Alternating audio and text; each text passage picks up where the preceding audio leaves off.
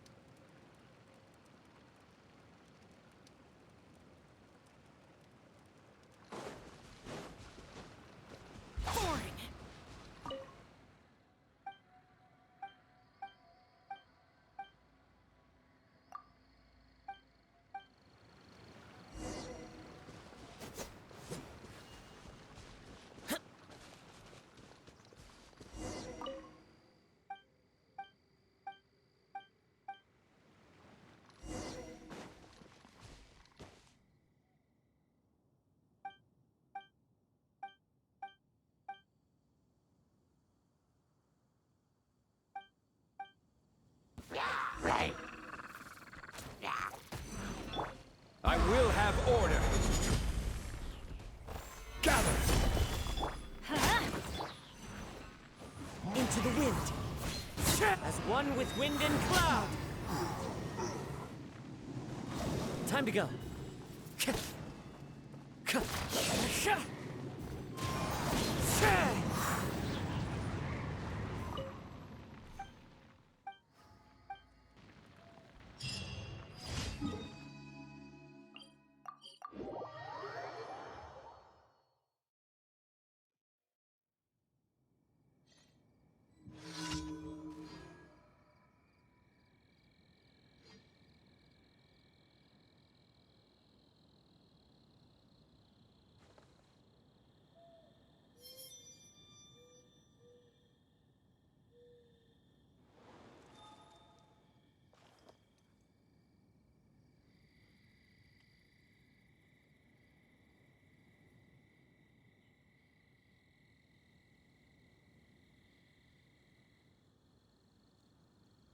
This scenery is wonderful. Surely enough to convince anyone to become a wanderer.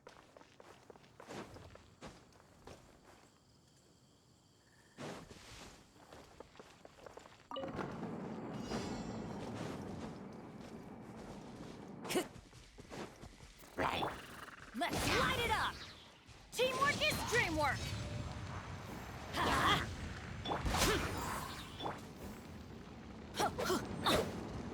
Off we go! Adventure time!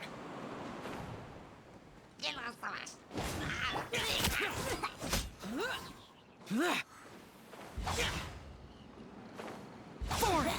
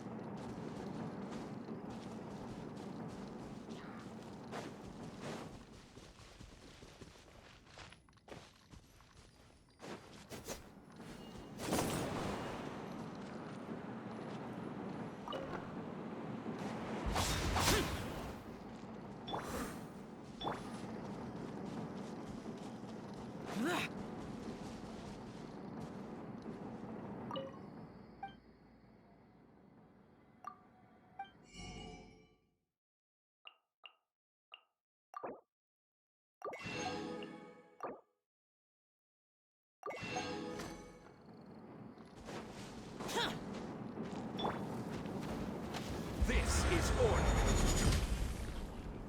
Stabilize. Let's light it up! Clouds high. The birds...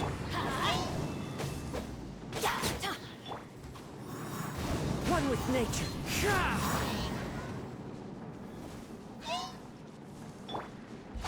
Useless!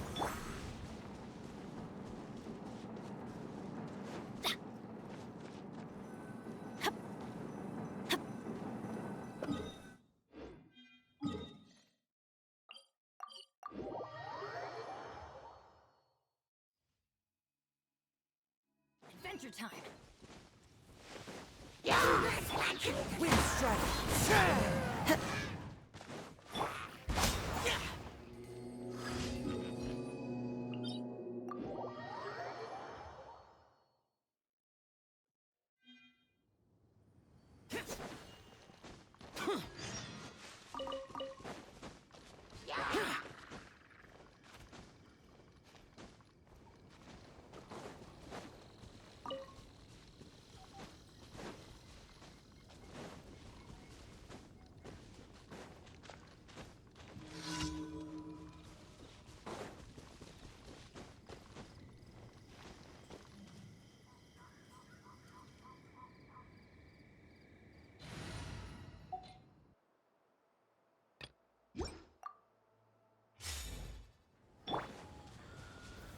Solidify.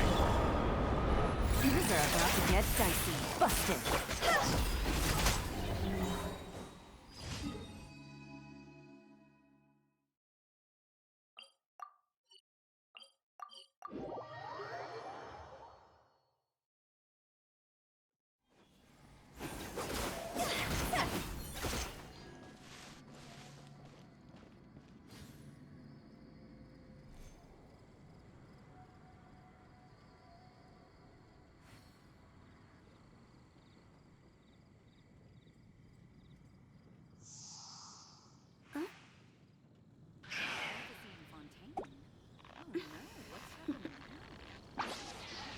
Toodaloos.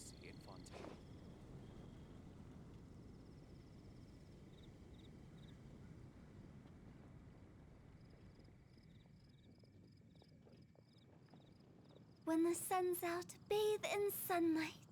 But when the moon's out, bathe in moonlight. Did you hear about the prophecy in Fontaine? The prophecy in Fontaine? Oh no. Silly churl, Billy churl, silly Billy, hilly churl. Ooh.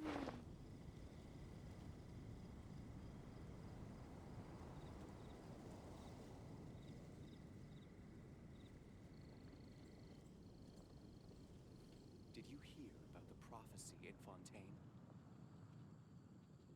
The prophecy. One client, two clients, what's three happening? clients.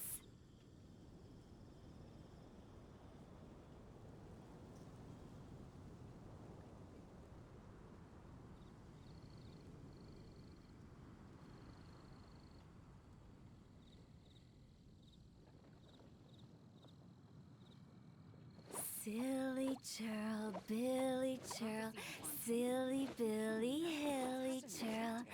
Ooh.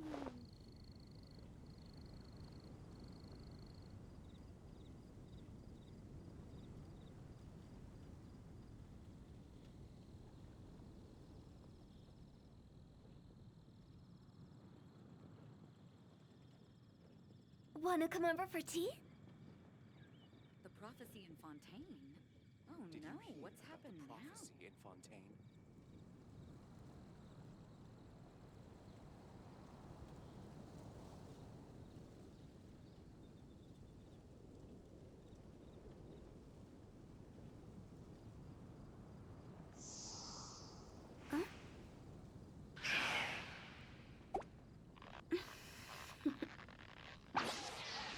Toodaloo. Did you hear The about prophecy in Fontaine. Oh no, what's happened now? Silly churl, Billy churl, silly Billy, hilly churl. Ooh.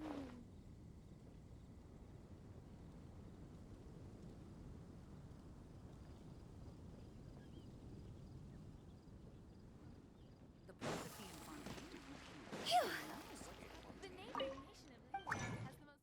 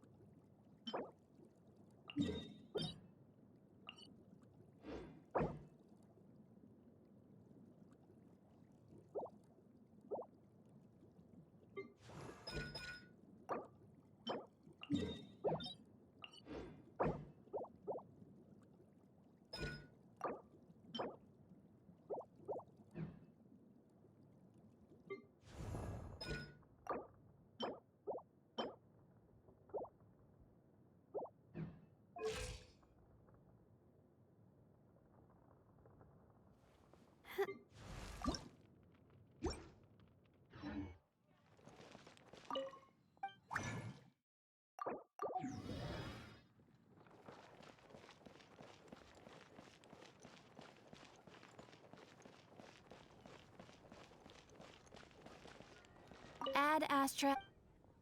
Thank you for. Ad Astra.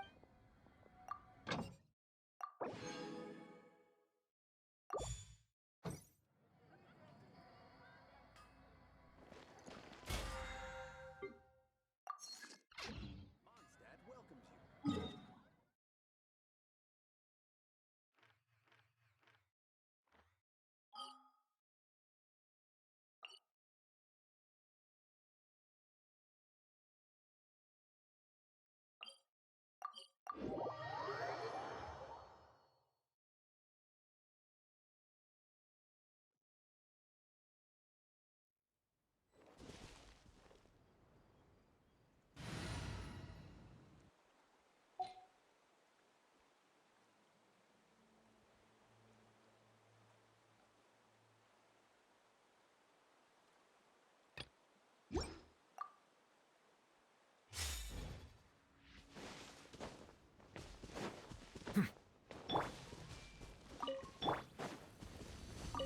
I see everything.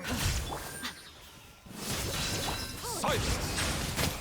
Did I scare you? Shine down! Bow your head.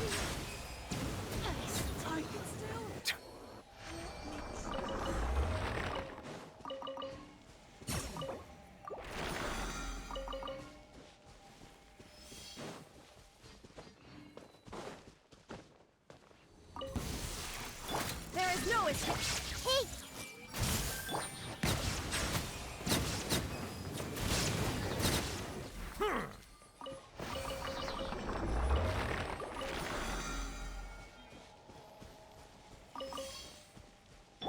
Everyone hold hands. I appreciate my sincerity. Silence! Count. I have. This.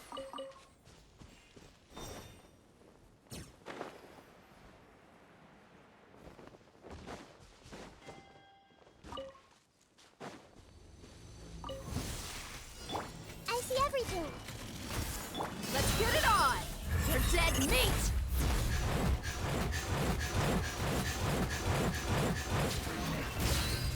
Hi! Illusion shattered! Hey! Settle down!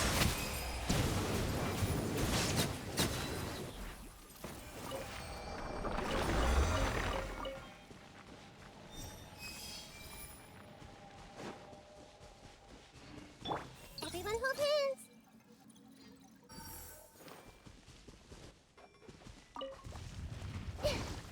There is no escape! Ha! Committed to memory. Look alive! Cha! Cha!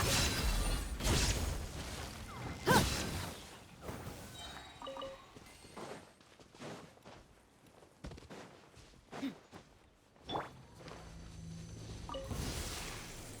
Hey! Buckle up! Gloves off!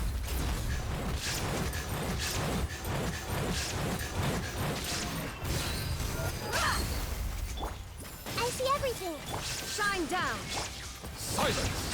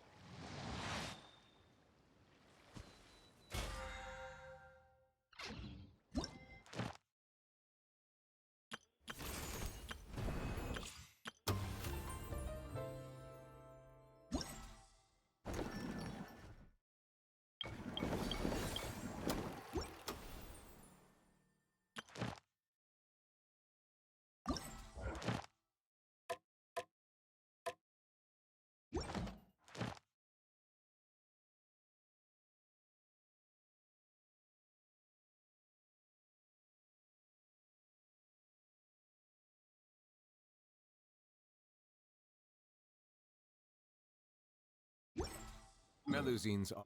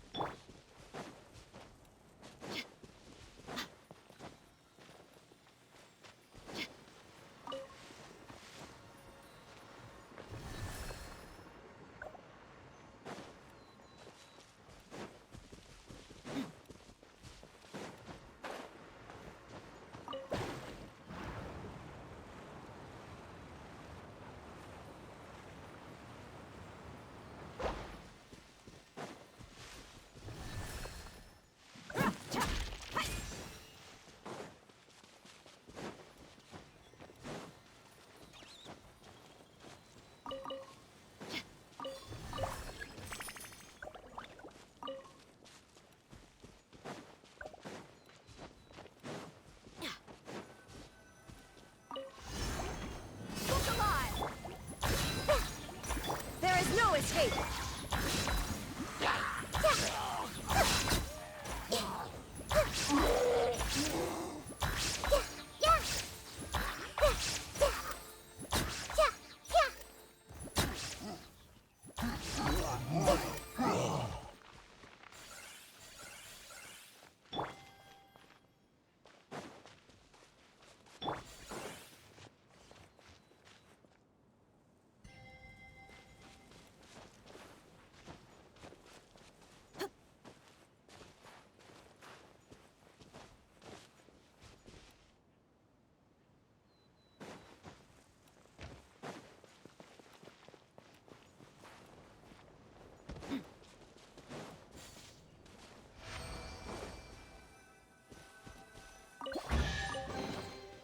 I could make a tidy sum selling some of this.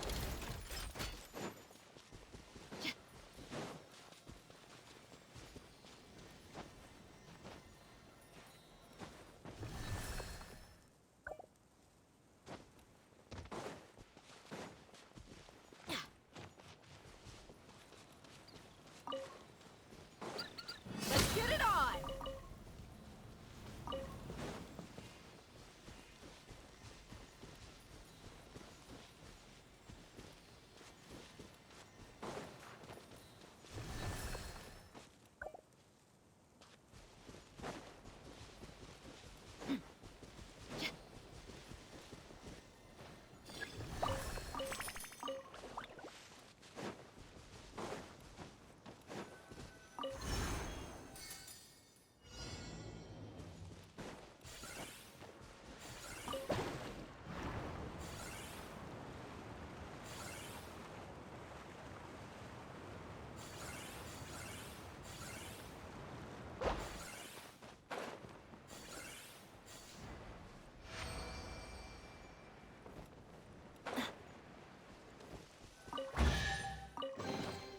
Well, how about that?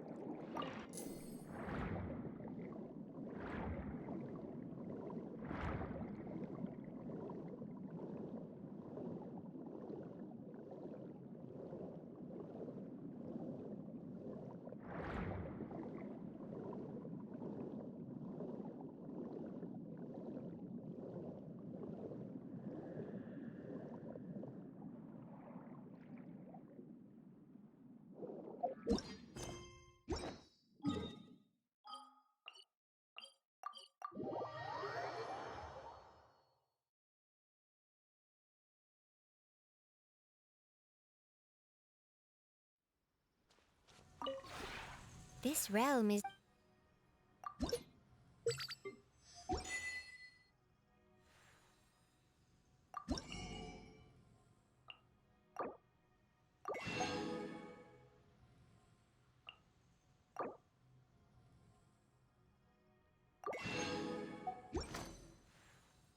If you ever...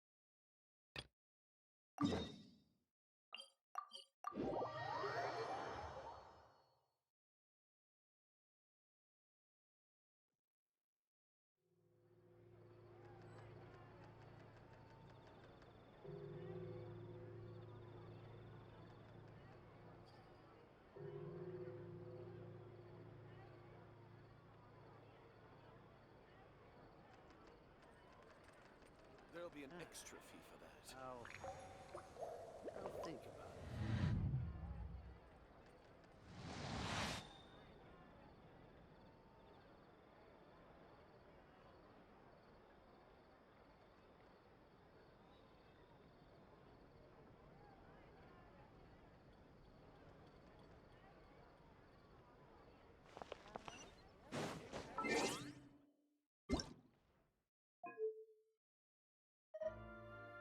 Paimon coming in! Paimon coming in!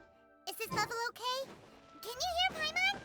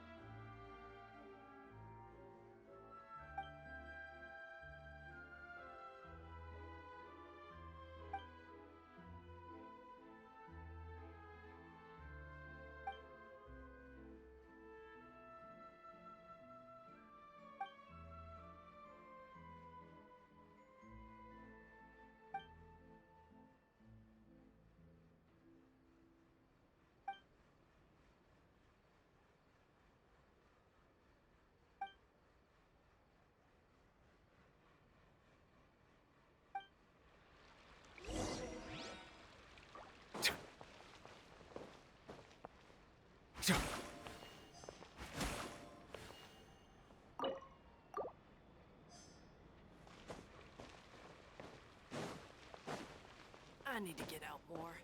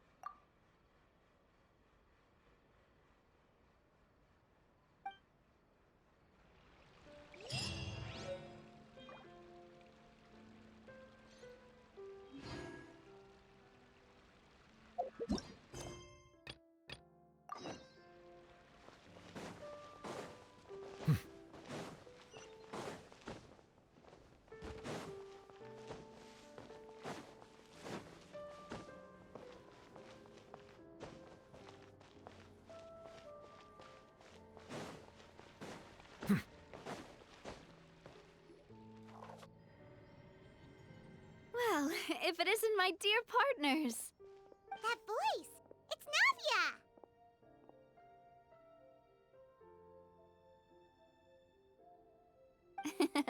I didn't expect to run into you guys here today. Are you headed somewhere?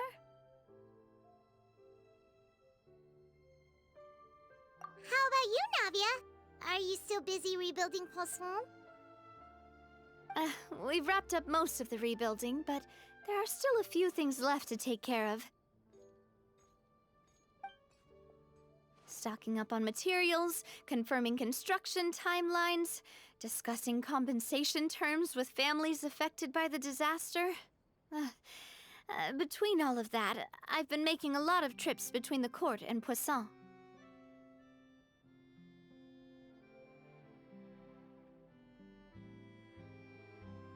Well, though the victims have received relief payments from the court, in my opinion, as the administrators of Poisson, Spina di Rosula should take some responsibility as well. Our financial situation right now isn't the best, so all we've been doing is signing agreements for the damages to be repaid at a later date. Though just pieces of paper now, they demonstrate our commitment. They're necessary to restore the people's faith in us. Oh, spoken like a true president. You're a really responsible leader. That must be taking up most of your time, though, right? Oh, you bet. Between that and all the other errands I have to run at the court, I'm always forgetting one thing or another. So before I came over this time, I took a page from Elusa's book and decided to make a list of everything. This way, it's easy to see which tasks you haven't checked off.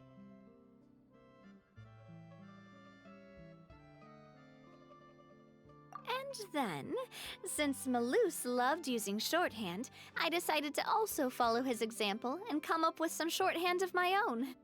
But after running a few errands in the city, I'm kind of struggling to even read my own handwriting anymore. That does sound like you, all right. So what kind of shorthand did you use? Oh, wanna take a look? Let Paimon see. Wait. There's nothing here but a bunch of weird symbols. This looks like a piece of kelp wrapped around a stick. And this other one, is it supposed to be a boar in a box? The first one has to do with confirming the final payment amount for the fishermen, while the second one is a reminder to try the new burger that just hit the market. Okay, Paimon can definitely see how you might forget what each of these mean.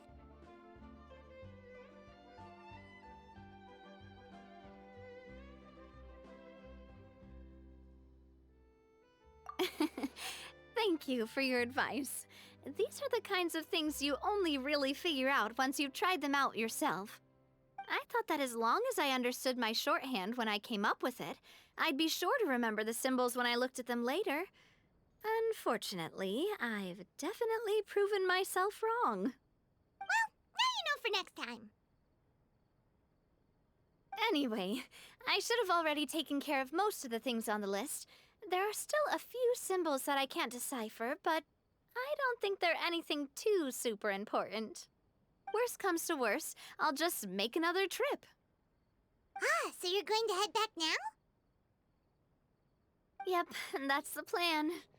Oh, actually, since we talked about the reconstruction earlier, want to come with me and check out the town for yourself? You said you don't have any plans, right? So we can just catch a boat and head over. It won't take long at all. It's a bit sudden, but Paimon doesn't see why not. What do you think, Traveler? Then let's go. We'll take a boat over. Oh, you mean the Aquabus, right? Like the Clementine line? Oh, sorry. I meant our own boat. The Aquabus doesn't have a station near Poisson, so we'll use one of the Spina's boats.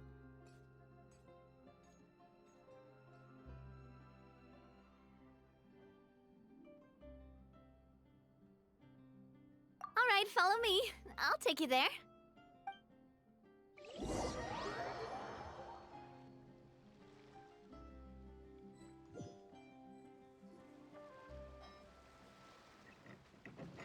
The engineer is still doing a few routine safety checks.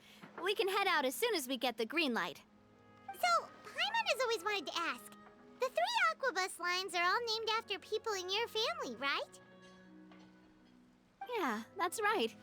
Callus and Navia are self-explanatory, while Clementine was the name that my mother went by.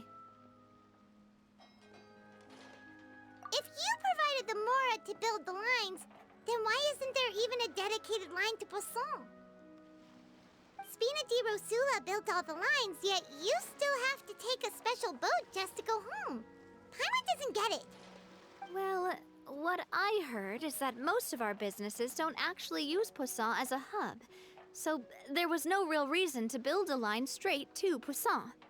You are right that it is a bit strange, though. If you've already committed to build 3 lines, why not just add a 4th? Yeah, that's what Paimon's saying. The Aquabus is so convenient, it's really a huge shame. Well, it is what it is.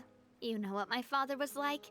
Even I often struggled to figure out what was going on in his head.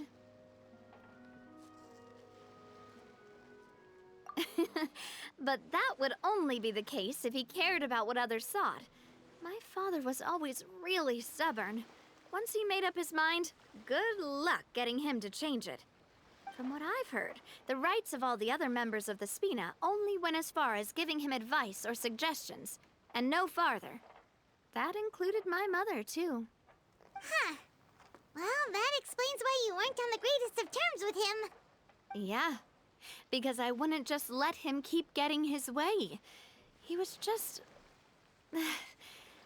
not very agreeable. Boss, the boat's ready. We can head out. All right, then let's head out.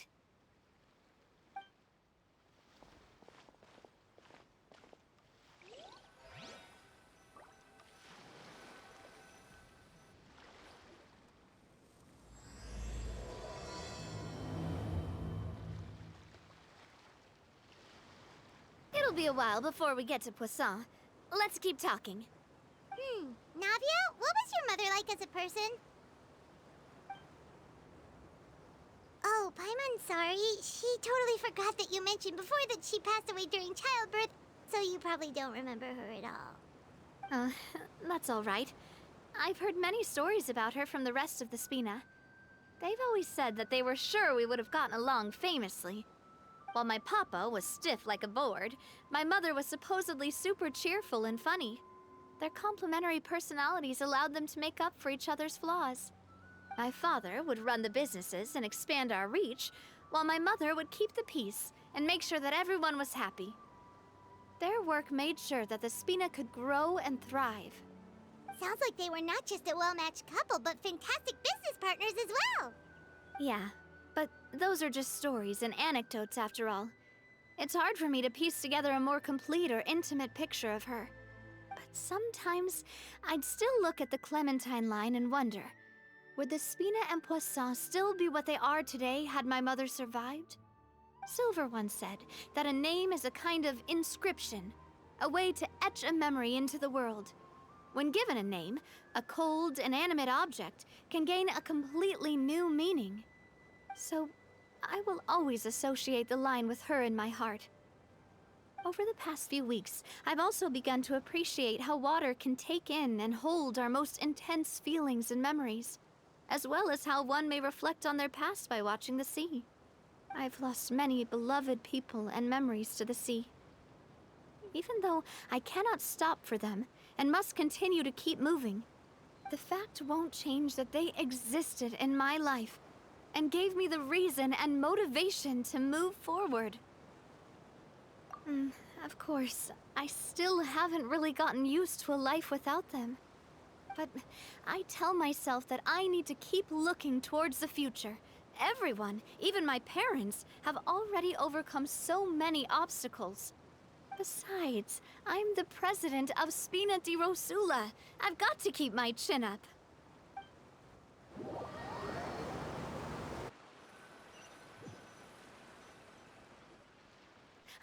We've reached the shore. Let's go. I'll show you the new Poisson.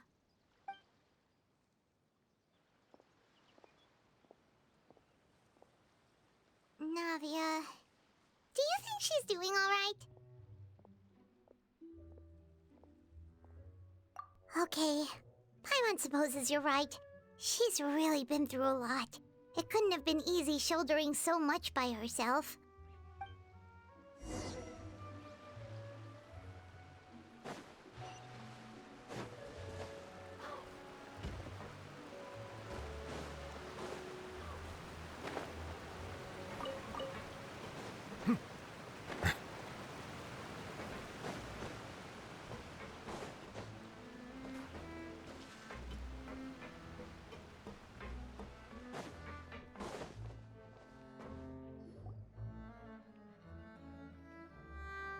Boss, you're back! Traveler and Paimon, welcome back to Poisson. Oh, hey! Fancy seeing you again, Florent. Is it your turn to take care of Navia now? Hey, I can totally take care of myself. For the time being, I'll go around without any attendance.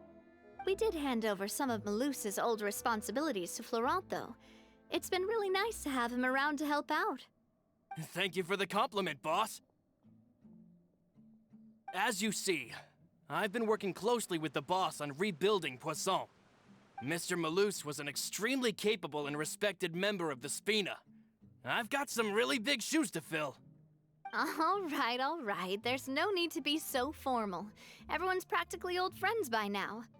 Were you waiting here for me? Did we manage to make any progress on the statue? Yeah, we contacted a sculptor about the job.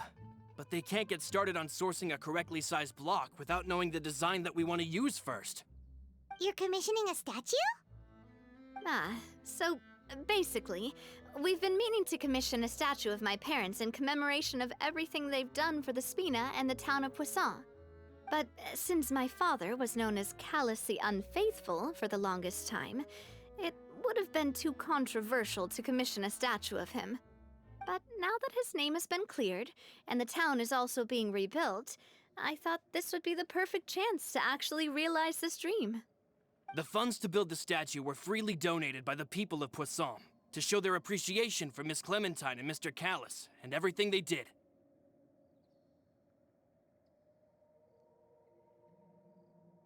Me? I'm just the newbie president that's running around and causing everyone trouble. Maybe we can have this conversation again in a few decades, once I've done more for the town and the people. Hey, there's no need to be so humble. Didn't you just help save the entire country? I agree wholeheartedly. I also believe that Boss should have a place on the statue. Hey, if you keep inflating my ego like this, I might just float off into the sky with my parasol. Just kidding. There's no way that I'd accept that kind of compliment at face value. At a minimum, I'd have to match what my father did for the people.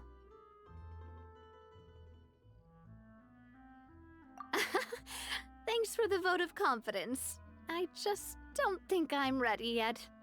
Anyway, Florent, now it's up to us to confirm the final design, right? Mm-hmm. We can ask the sculptor to start looking for a good block once we've decided on the poses for Miss Clementine and Mr. Callus. But we haven't had any real discussions yet on the possible designs. I feel like I should get a few promising designs first, and then send them over to you to review. There's no need for all that. Let's decide on a design right now. Hey, you! Come over here with me.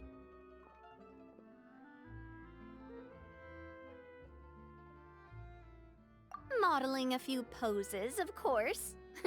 Here, just pretend to be Callus, and I'll be Clementine. That's, Didn't you say on the boat that Callus and Clementine sounded like great partners? Well, then there's no one better to fill this role than my most valuable partner. Florent, let's grab some reference shots. You've got it, boss. I'll go get the camera. Well, what do you think? Got any ideas? Well, I've actually discussed it a bit with Florent before, but I could never come up with any fresh or original ideas. It's probably because my idea of them is already kind of set in stone. So, I want to pick your brain for a bit and see if you can come up with some new and interesting ideas. I'm all good here, boss. Feel free to start posing whenever.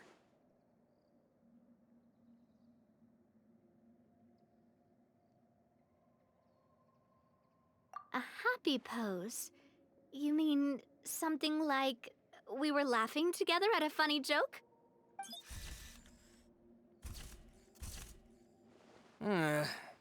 Would all that be able to come through with just a picture? would we even be able to tell what they are supposed to be laughing about? Yeah, and that'd probably be a massive pain to sculpt as well. Could one of you try striking a pose like you're talking while the other one laughs?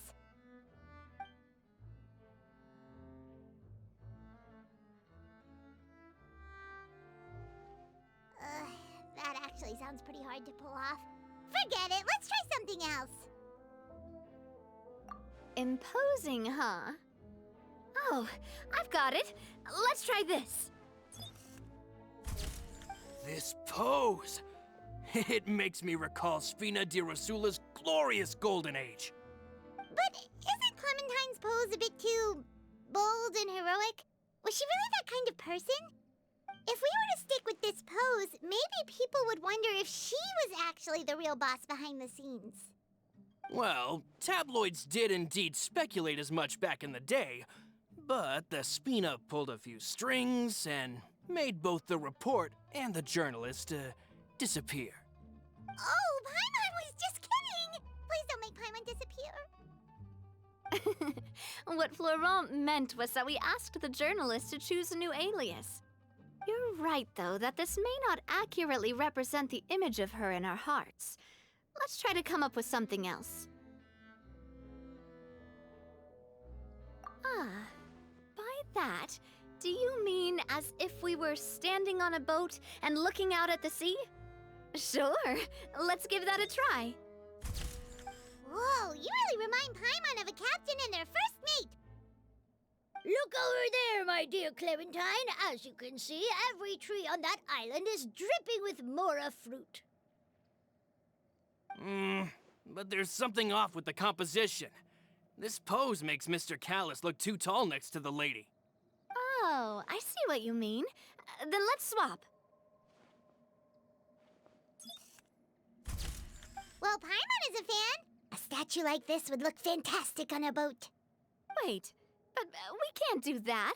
Very few people would see the statue if we were to put it on a boat. This statue is meant to be placed in the town. But then, since we're putting it in the town, the whole point of the pose would be lost. Oh, okay. We'll try to think of something else.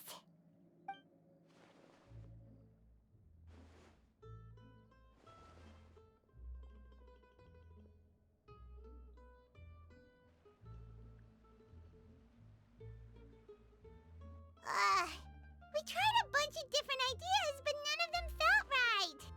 Paimon's all out of brain juice now, too. Oh, don't worry.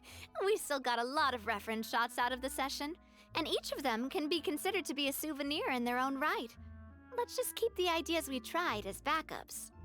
Man, if I knew I was going to do a photo shoot with the Traveler, I would have prepared a lot of outfits and props ahead of time. Oh, outfits! Oh, that's the errand I forgot back in the city. Do either of you still remember that girl? The girl I went to see with you two. Her name is Adele. Oh, Paimon remembers her. She was the one that we met while investigating Mr. Callus's case, right?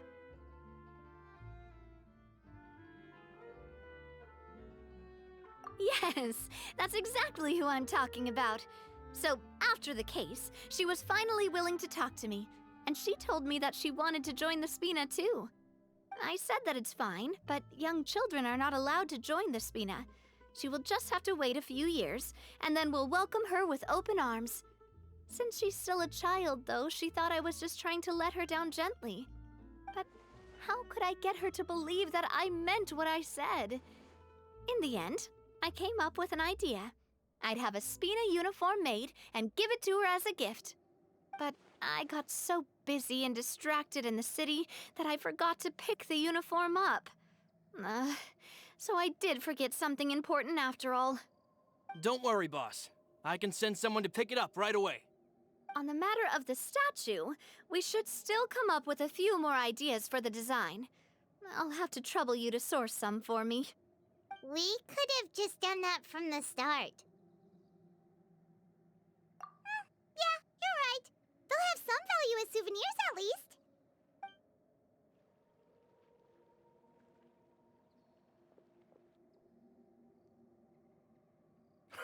Navia! Florent, guess who's back? Huh? But aren't you supposed to... Oh, well, if it isn't Coulter. Back already from the Fortress of Meripede? That's right. I finally finished serving my time. Gotta say, turns out I was a lot tougher than I thought. After I got out, I immediately made a beeline back to Poisson. You could say that familiar, briny smell became a primal call, urging me to forget everything else and just come back home. You wouldn't believe how much I've missed Melissa's grilled fish. I dreamed about it every time I had to get a welfare meal down there underneath the sea. It's good to have you back, Coulter. You look as well as ever. And this guy is? Let me introduce you. This is Coulter, another of Spina di Rosula's members. He was found guilty and sentenced to the Fortress of Meripede some time ago. But, looking at it now, it was probably another one of Marcel's plots while he worked at the Confrérie of Cabrières. Wait, Mr. Marcel? What do you mean? He was involved in some sort of plot? Have you not heard anything at all about the water from the primordial sea case? Well, I know that Fontaine got flooded, but then the water levels miraculously receded. I thought that was all there was to it and didn't care to ask for any more details. Do you mean Mr. Marcel was somehow involved with all that? Oh, looks like we'll have to explain everything from the top. That case, a lot of things have happened in Poisson since then. First things first, let me introduce you to these two. They're my most trusted partners, and they've been with me through thick and thin. Now you could call them Spina di Rosula's VIP helpers. Oh, nice to meet you. I don't recall Navia ever generously complimenting anyone like that before, so you must be pretty amazing to get that from her. Yeah, we are indeed pretty amazing. But we've been cool since before we even met her.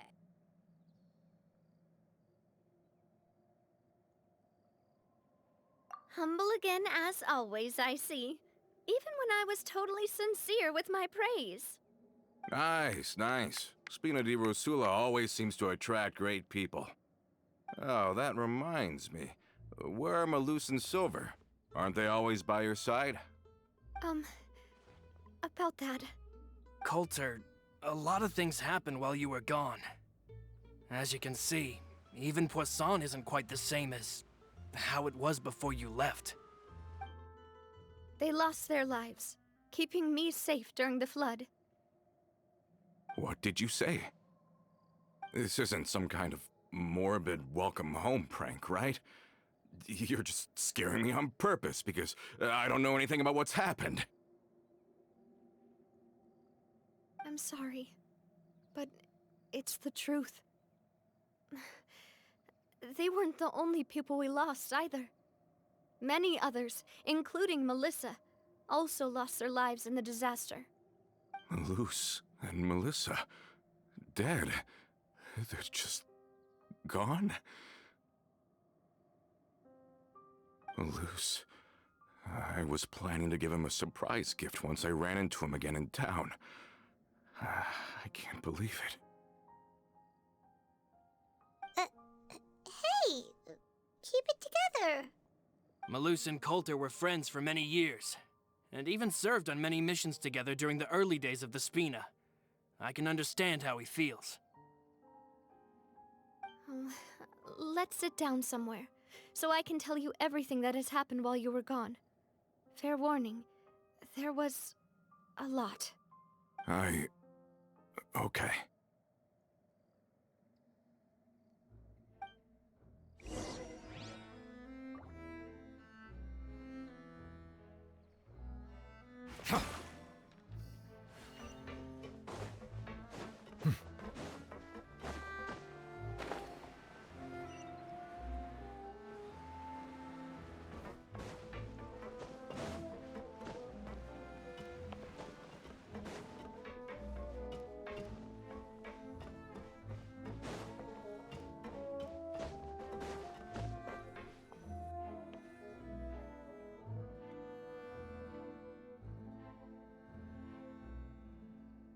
All of this, it's unbelievable. I can't believe that those stories were real. It all really happened. I think you and I both feel the same way about the profound tragedy of Melusa's loss. And the sheer depravity of Marcel's actions. I thought Mr. Marcel would always stand by the Spina. Everything he had, the Spina gave to him. It's unconscionable to have received all that, and yet still plot to kidnap and dissolve you for his insane research. The good news is that the Confrérie of Cabrières is no more. Gone with them too is the entire synth manufacturing and distribution network. We finally closed the curtain on that long struggle. Are you sure? But if Marcel wanted to rebel against us, he probably sent word in secret to Romeu. Romu? Not a name I've heard before either. Florent should remember him. You see, there was once a major internal dispute regarding funding the construction of the Aquabus lines. Romeu was the leader of the faction that thought such a vast sum of mora would be better spent improving the town of Poisson. But Mr. Callus believed that an opportunity to collaborate with the Court of Fontaine and the Fontaine Research Institute was hard to come by, and would allow us to build many valuable relationships. Not only would the Aquabus be a good business investment, it would also boost our reputation among the general populace, eventually paying us massive dividends down the line. But the two couldn't come to an agreement. Romeu ended up taking a lot of people with him when he left Spino di Rosula altogether, and the split was on extremely bad terms. Ugh. And with Papa's stubbornness, I can definitely imagine how it must have gone down. And of course, when he was suffering the slings and arrows of outrageous injustice, those relationships that he spent a fortune to build didn't help in the least. Yeah, you could say it was the price he paid for sticking to his beliefs.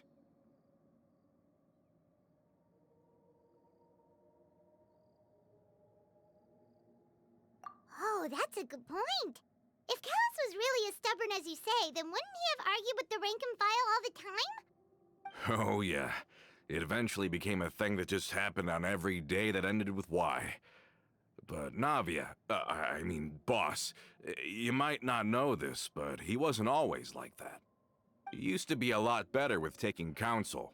With him listening to our advice, and Ms. Clementine also frequently on our side, it was pretty smooth sailing for a good many years. But on the matter of the Aquabus, even Ms. Clementine completely stood by Mr. Callus's side. Huh. I never knew. But from my perspective, Romeu's position had a lot going for it. Couldn't they have sat down and talked it out? I think the Aquabus was just the straw that broke the camel's back. On that topic, they eventually came to a rather radical conclusion. They believed that Miss Clementine lost her ability to serve as an impartial mediator when she became pregnant with Callus's child. So, they thought she had betrayed them? But that doesn't make any sense. Before she was their mediator, my mother was also her own person, and a member of the Spina. She should have the right to take any side she wished. Yeah, but to them, even taking a side was betrayal enough. They felt like their voices could no longer be heard once their sole mediator had gone over to the other side. Of course, Ms. Clementine then passed away, and Mr. Callus began to regard the completion of the Aquabus project as her final wish. With that, the last hope of reconciliation was gone. So that's what happened. From that point on, Romeu and his people cut ties with the Spina, and never gave us any kind of professional or personal courtesy ever again. Perhaps they've regarded us as enemies ever since they left. But even so, there is still no proof that they ever acted in concert with Marcel. I've also heard that they aren't in a good financial position, so they've been lying low for a while. But as long as they exist, they'll continue to be a threat. Huh. I think Coulter's got a point. Both Marcel and Romeu had my father in their sights for a very long time. Even though Marcel's faction has been dissolved, we still don't know anything about Romeu's whereabouts. If they're still trying to get revenge on us, with how distracted and vulnerable we are, now would be the best time. Good thinking, boss. We should keep an eye on them at all times. I'll let my men know right away. Thank you for that, Florent. And Coulter, thank you for telling me about this as well. Don't worry, it's nothing. Do you have a moment right now?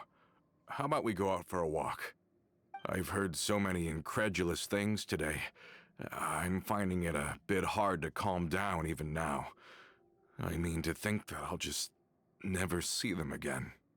Ah, in that case, why don't we go back to the court? I can pick up Adele's uniform while we're there as well. It'll save Laurent's guys a trip. Want to come with me again, you two?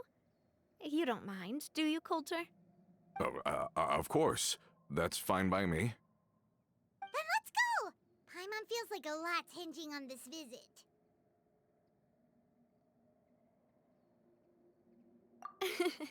We really are the best of partners. Come on, let's go.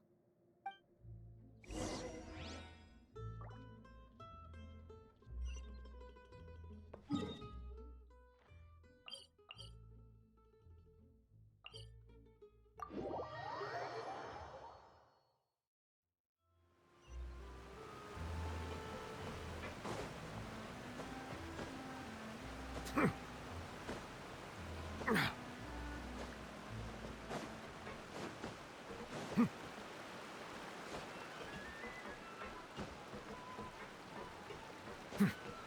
we not taking the boat this time? It's nice to walk from time to time, isn't it? Think of it as something like a hiking trip.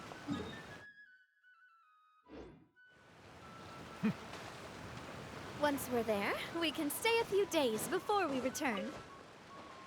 Sounds good. I haven't walked this road in a long time.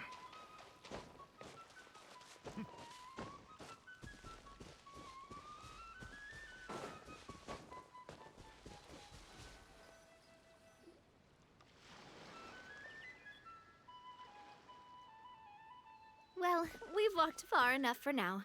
Let's take a break. Since we're out for a walk, we shouldn't stress too much about the destination. I've grown old, so I'm not as fit as before. It's a good thing that at least my work down in the fortress was quite the workout. Well, Paimon thinks you're doing great. We didn't have to slow down for you at all. Back in the days before the Aquabus lines were built, we often had to hike north with our goods, then catch a boat to the court. Malus and I must have traveled this way hundreds of times. When we were tired, we would lay down for a while on the grass, and when we were hungry, we'd catch a fish or two. The Spina was still on the rise back then. Mr. Callus was generous, and everyone had the chance to strike it rich, so of course we all worked really hard. And now, in the blink of an eye, the Aquabus lines have been built, and this road has fallen into disuse.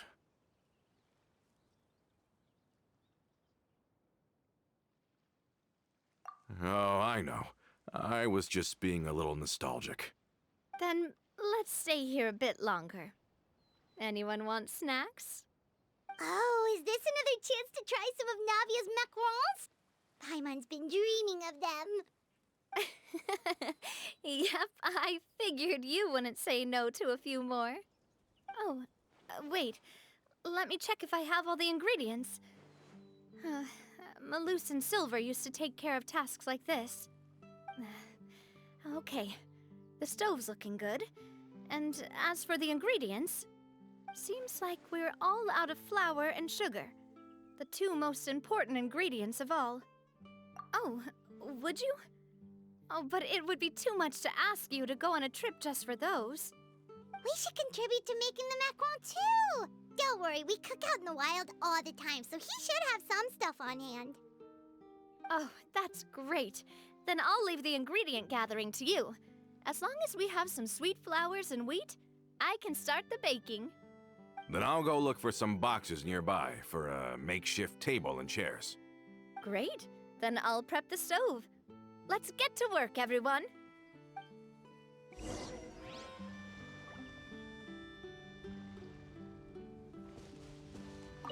Ah, how did it go? Did you find the ingredients?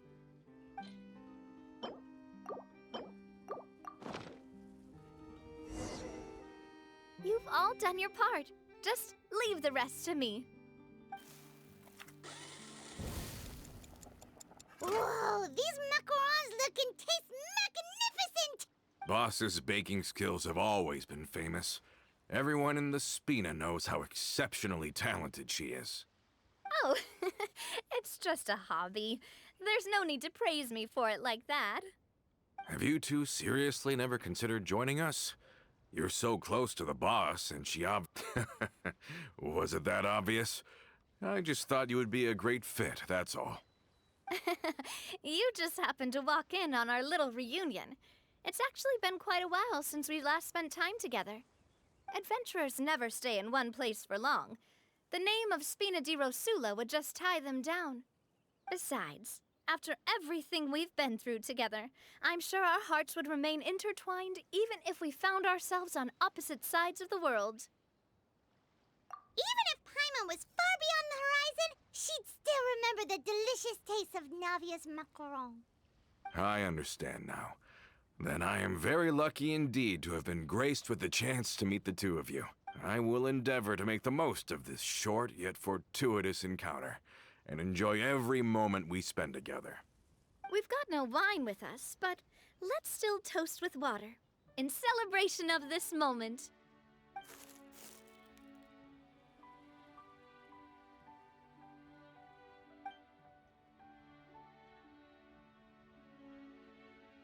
Cheers! Hey, what are you doing? Quick, join in on the toast! May your travels go smoothly, may the Spina continue to grow, and may our friendship last until the end of time. All set? Let's move out then.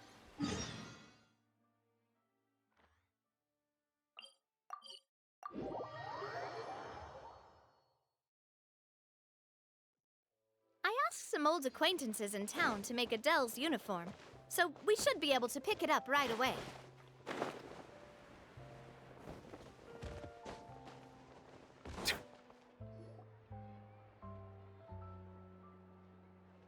Hey there, Ludovine.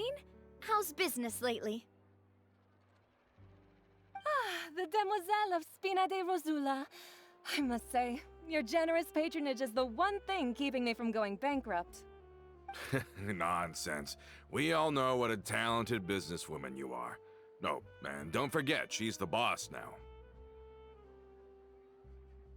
My mistake, my mistake. I just got so used to calling her Demoiselle. Are you here for the uniform? Yep. I forgot to drop by earlier when I was running errands around here. I didn't expect Demoiselle to come and pick it up in person.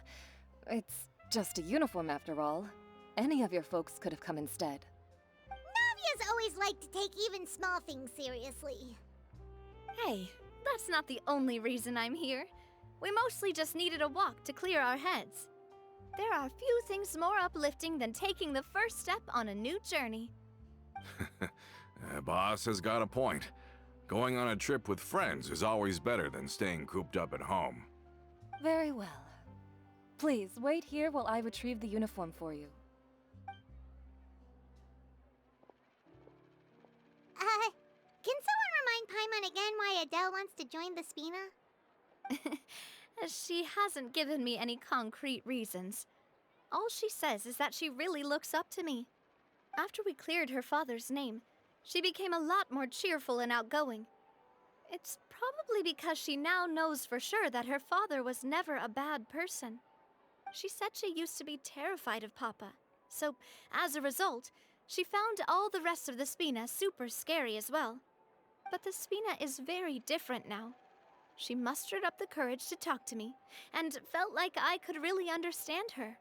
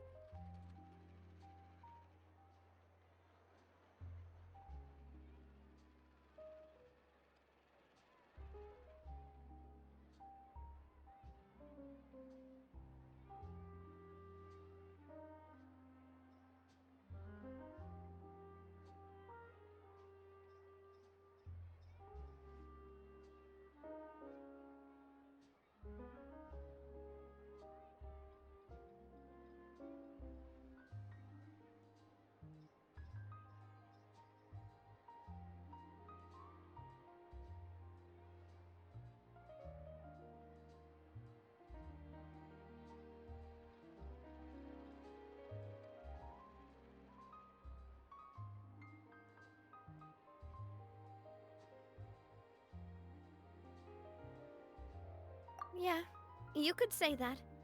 By uncovering the truth about the case, I was able to give her closure at the same time.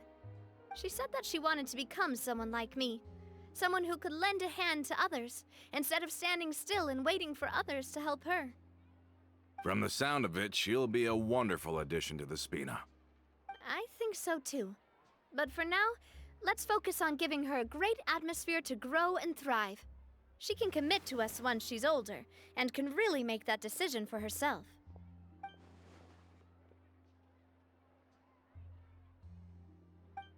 Is something up, Traveler?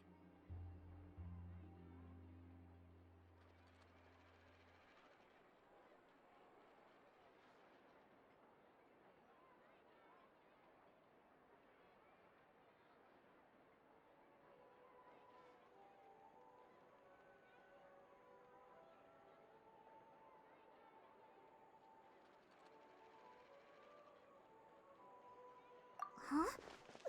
Tailing? Oh, Paimon's coming. I'll go check it out too. Coulter, please hold on to this for me. All right.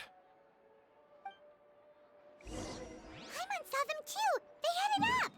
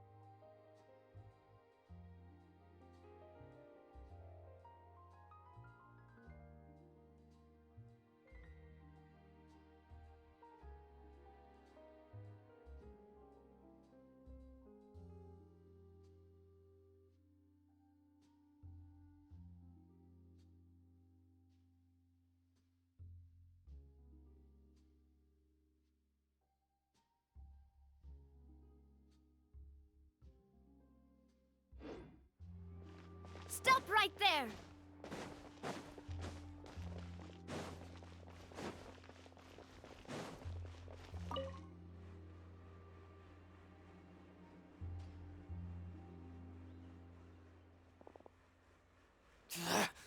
We knew you were going to be difficult! Seems like if we want them to talk, we're gonna need to teach them a lesson first. Brothers, there's no need to skulk in the dark anymore. Let's take them out!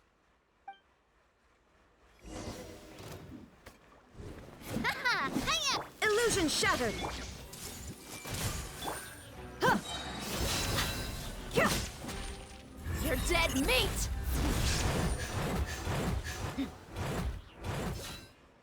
Now, talk. Who are you? And why were you tailing us? Don't think we'll let you off easy if you keep silent.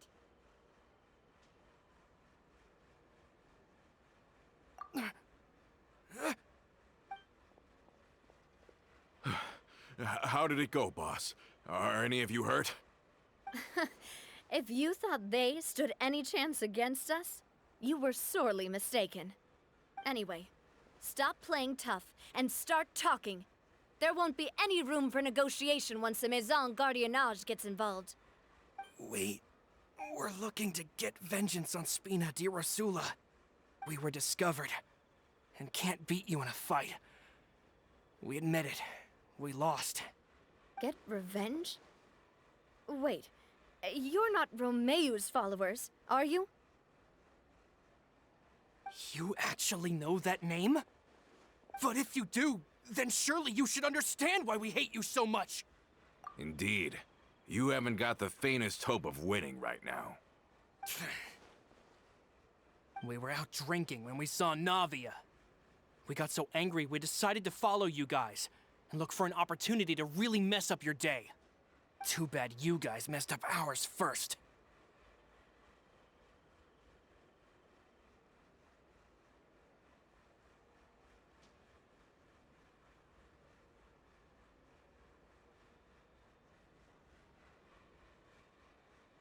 Huh?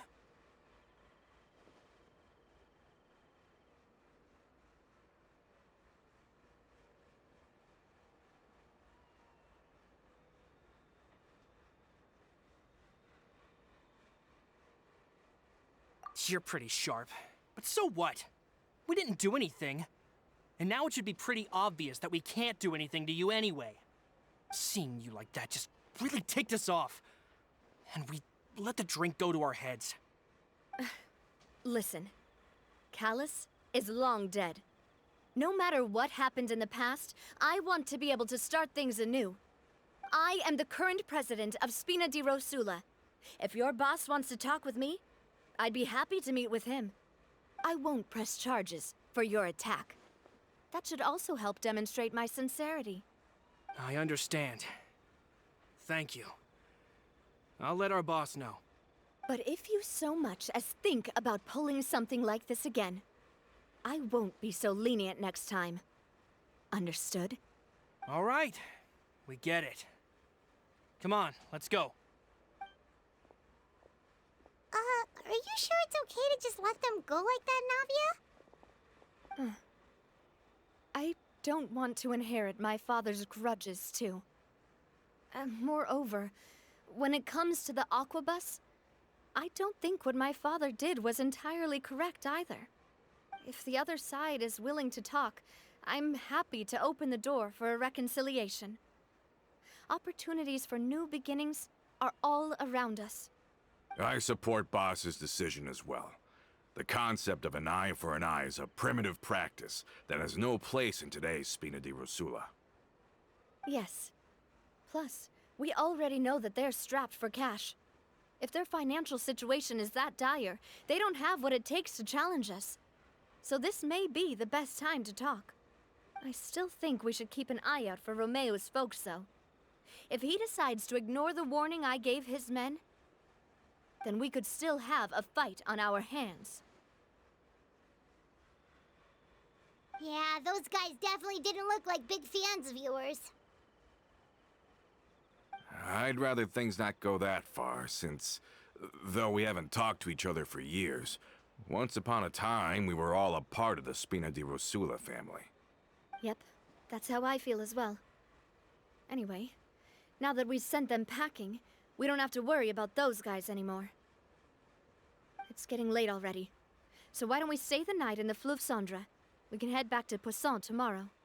I'll also ask someone to write Florent a letter and inform him of everything that happened here today, so he can increase security around Poisson and be on guard against any suspicious individuals. Do we have to stay in the Fleuve Cendre again? Even the pillows there smell like seaweed. Sorry, that's just what happens when you live near water and don't get much sunlight. Poisson's pretty much the same though, so I've long since gotten used to it. We can still go out in the evening for some grilled fish and drinks though. Bet you there'll be people singing sea shanties too. How does that sound?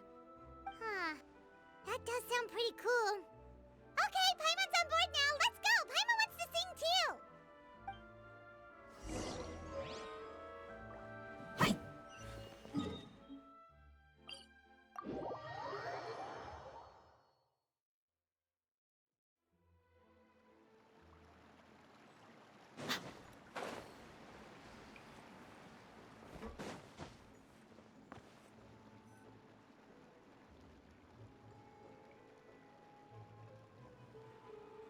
Coming back here really does feel like this place is starting to grow on Paimon.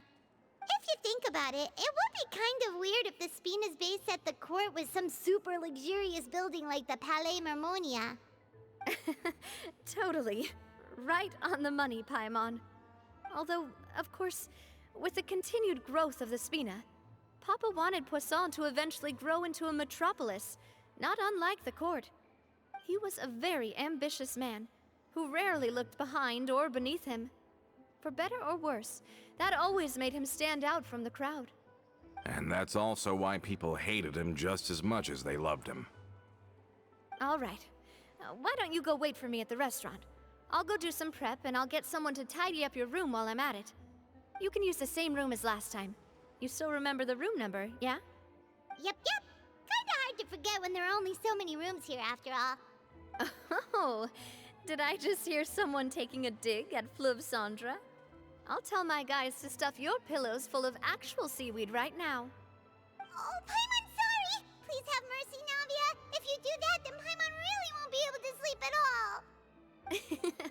I was just kidding. Be on your way now.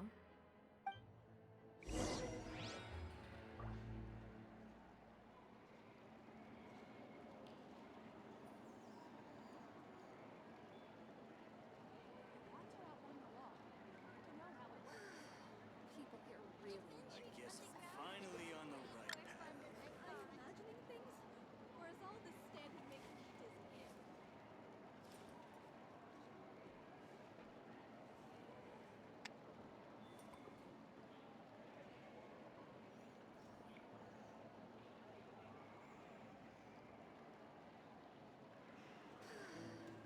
here really need to get more sunlight.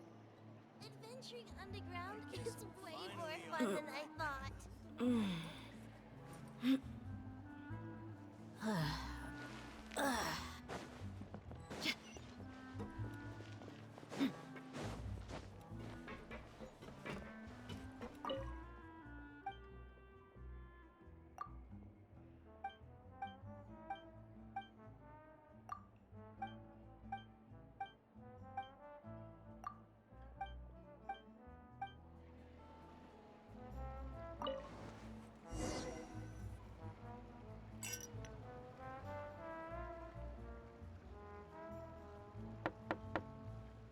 Hello? Are you asleep yet? Oh no, not at all. I just figured that since we don't get to enjoy nights like these very often, we should try to enjoy it to the fullest. Wanna go fishing? I've got some rods and lures ready. Oh, so that's the prep you were talking about. Sure, we'll come.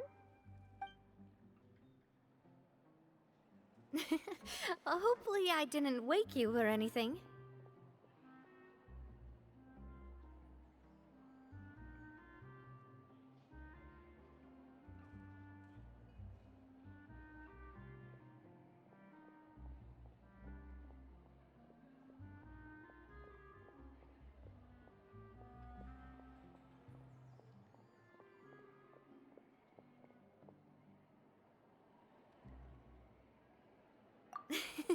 I knew it. You really are my best partner. Okay, let's go. To the fishing spot.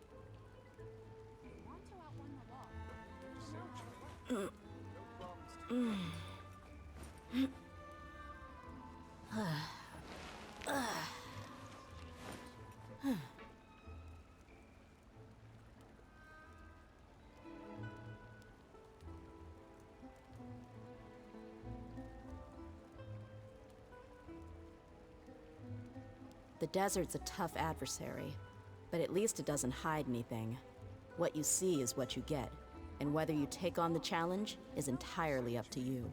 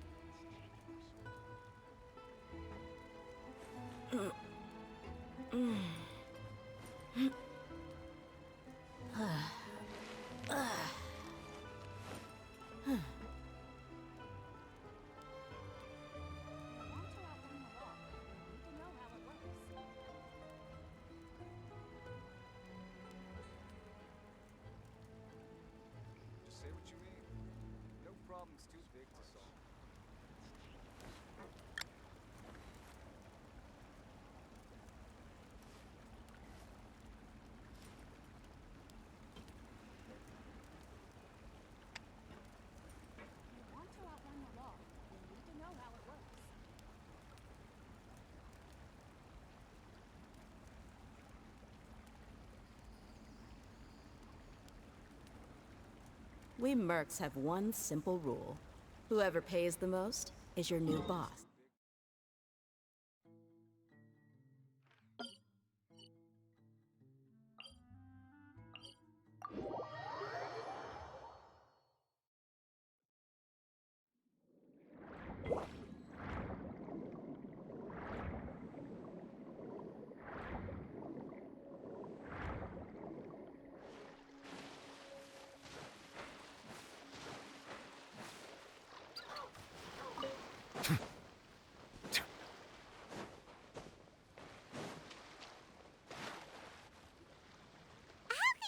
Fishing when you're using a fully automatic rod.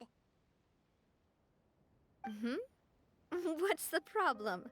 Lots of people in Poisson use rods like these. But shouldn't fishing be all about, you know, attentively watching the float and then excitedly reeling in the catch when you finally hook something? Well, that's one way to enjoy fishing. What do you think, Traveler? Then, let's try regular rods next time. We can have a real fishing competition. Honestly, Paimon's mainly shocked at how much energy you still have at this hour. Usually by this time of night, it's a struggle for Paimon to even keep her eyes open. Huh. It might just be something that runs in my family. That's a thing? I'm sure you'd get even sleepier if I delved more deeply into it. Anyway, I was just thinking about how grateful I am to my mother, as well as the rest of the Spina. My father always had a lot of unrealistic expectations for me. But the more that he tried to get me to become like him, the less I wanted to listen to what he had to say. My mother never had those kinds of expectations, though. I've heard that she had only one wish for me, which was that I would have a happy and secure childhood. All the members of the Spina greatly respected her wish, so no matter what I did as a child, they were happy to humor me. Can you imagine? Whenever my father wanted to scold me for something I'd done, no matter what Papa yelled, nobody else would say a word. Eventually, Papa must have recognized scolding me over trivial matters was pointless, because he eventually stopped getting on my case so often. Paimon would have never guessed. Yeah. Looking back on it now as an adult, I can hardly believe how patient and kind everyone was. When I was young, I often thought that I could do whatever I wanted, because there'd always be someone there to clean up after me. But once, I saw Malus come back wounded. He wouldn't tell me how he'd been injured, but I could tell it had something to do with me. I learned then that there's always a cost to making a mistake. The more you care about those around you, the more you should care about doing the right thing to the best of your abilities. Because if you do falter, there'll inevitably come a time when you'll have to face the consequences. And when that time comes, those most precious to you really will throw themselves in front of you and pay the price for your mistakes.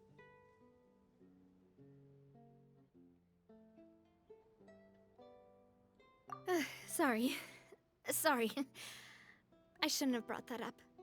I wasn't planning to talk about sad things tonight. Basically, I was just saying that the nurturing atmosphere of the Spina must have been my mother's legacy, rather than my father's. And if that's the only way that I can continue to feel her love, then I'd like to pass that warmth on. Is that why you let those guys go today? Mm-hmm. Although, maybe there's a part of not wanting to repeat the mistakes of the past. I want to be reasonable, at least. Hey, look! I think you've got something on the line! But why isn't the rod automatically reeling it in? Oh, there must be something wrong with how I installed the mechanism. It was my first time putting one of those rods together. We can't let it get away. Come on, you two. Let's catch it. You want Paimon to help too?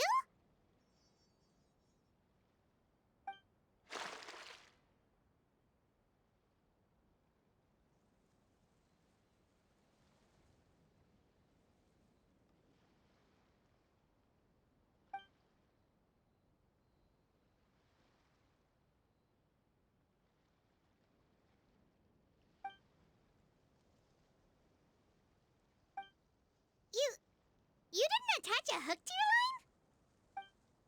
line?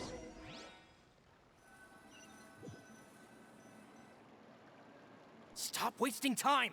The boss ain't gonna wait all day. We'll go ahead with the operation tomorrow. Do with that information as you wish.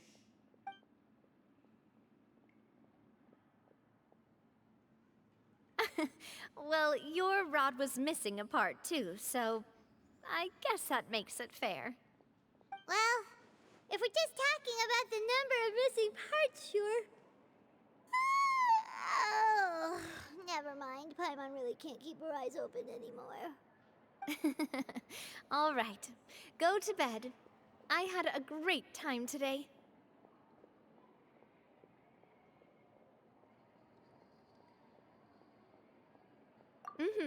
See you tomorrow.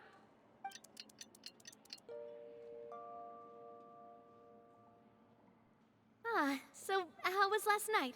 Did you get a good night's sleep? Paimon dreamt that she danced with the sea stars, so you could say it was stellar.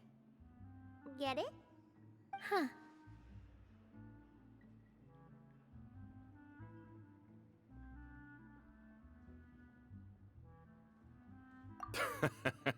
I didn't know you had such a great sense of humor.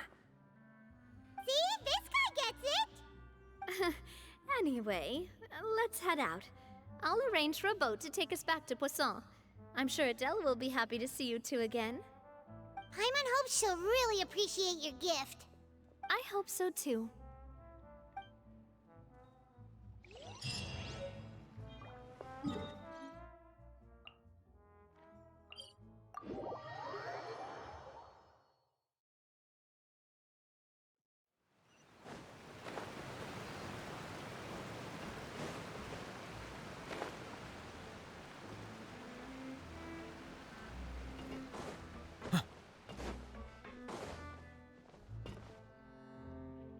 Adele, we're back! We brought you a gift from the court, too. Whoa! Thank you so much, boss! Don't call her boss, okay, Adele? Just Miss Navia would be fine. Oh, it's all right. I don't mind. Besides the gift, I've also got another surprise. Guess who's here? It's been a while! Oh, it's you two. It has been a while indeed. Thank you so much for your help on Jacques' case. I've heard that you also helped save all of Fontaine. You're truly just like the great heroes of legend. You're really amazing! And if Miss Navia's your friend, then she must be super amazing too! What's in this thing? Can I look? Of course. Go ahead. Oh, it's a Spina di Rosula uniform! Is it for me? But isn't it a bit big? Well, it's a gift for future you. When you first told me that you were interested in joining the Spina, I was overjoyed. But it's the Spina's responsibility to protect everyone as well. Being a member means becoming involved in all kinds of dangerous situations. And since you're still young, I don't want your mom to have to worry about your safety. So I turned you down then by telling you that you'll have to wait until you're older. But this uniform is a promise that you can join us once you're old enough to wear it. Oh, so that's it! Well, thank you so much, Miss Navia. I'll work hard and grow up as fast as I can. But you can't really grow up faster by working hard. You've got to be patient. Everyone, I'm really grateful that you remembered my daughter's wish and took it seriously. Thanks to the protection of the Spina, even though her father's no longer with us, we've still felt plenty of warmth and security. Oh, it's the least we could do. As long as you live in Poisson, even if you're not an official member, you're still part of the family. Boss! Huh? Is something up, Florent? I've got something urgent to report. Romeu and his folks have gathered outside Poisson and even shipped in a huge pile of explosives! What? Explosives? What do they want? It seems like they've been planning this for some time. We started investigating as soon as we received your letter yesterday. But Romeu and his folks must have gotten wind as well, because they abandoned their former posts before we could even check on them. We investigated their tracks and found out that they're after Poisson. They have smartened up since we caught them red-handed at the court? Seems like they've got no interest in sitting down and talking at all. We should have gone straight to the Maison Gardiennage. Sorry, I underestimated the situation. Well, too late now, I suppose. Florent, where are they keeping their explosives? On the hill to the east of Poisson, near the Clementine line.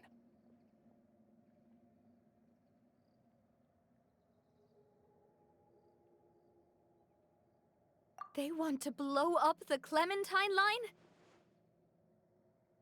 Certainly sounds like it. Romeu and his followers hate the Spina and everything to do with Callus. And the Aquabus was the source of their contention. If they manage to blow up the Aquabus line, all that rubble will come crashing down the hill and straight into Poisson. Are they insane? There's tons of innocent people in Poisson!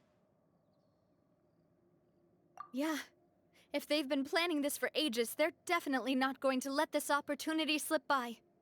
We have to issue an evacuation order to the townspeople and get them as far away from the entrance as possible. That should save them from the worst of it. Let's get everyone onto our ship. That should be the safest place. My dear partner, can I leave the Clementine line to you?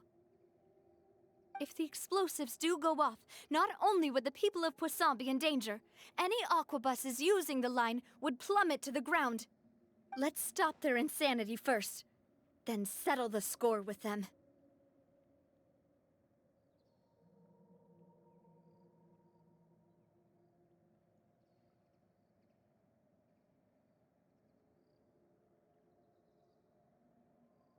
Leave it to us, Navia. Please stay safe, too.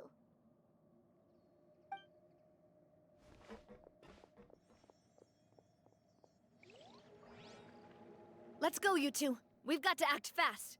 Miss Coralie, please take Adele to the ship.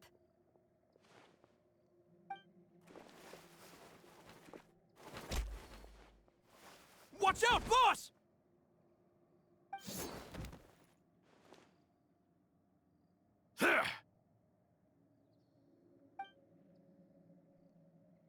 What do you think you're doing, Coulter? I thought all the annoying little hindrances had left, but I still couldn't get rid of you. You mean this was all a trick? So that you'd be left alone with me? Coulter, are you with Romeo too?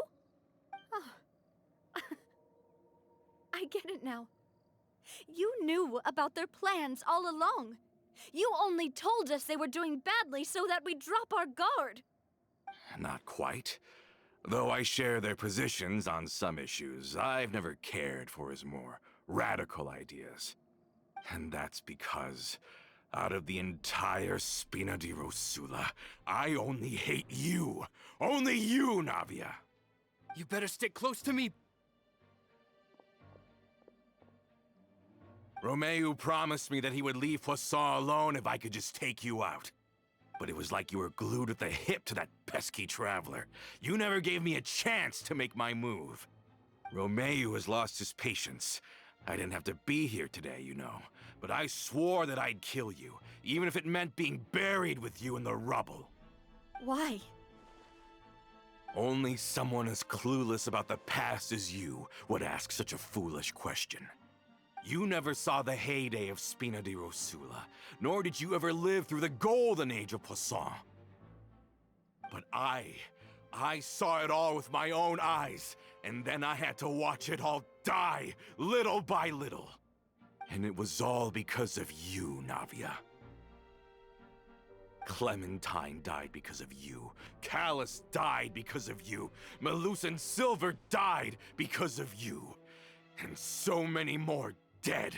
Everyone dead, all because of you.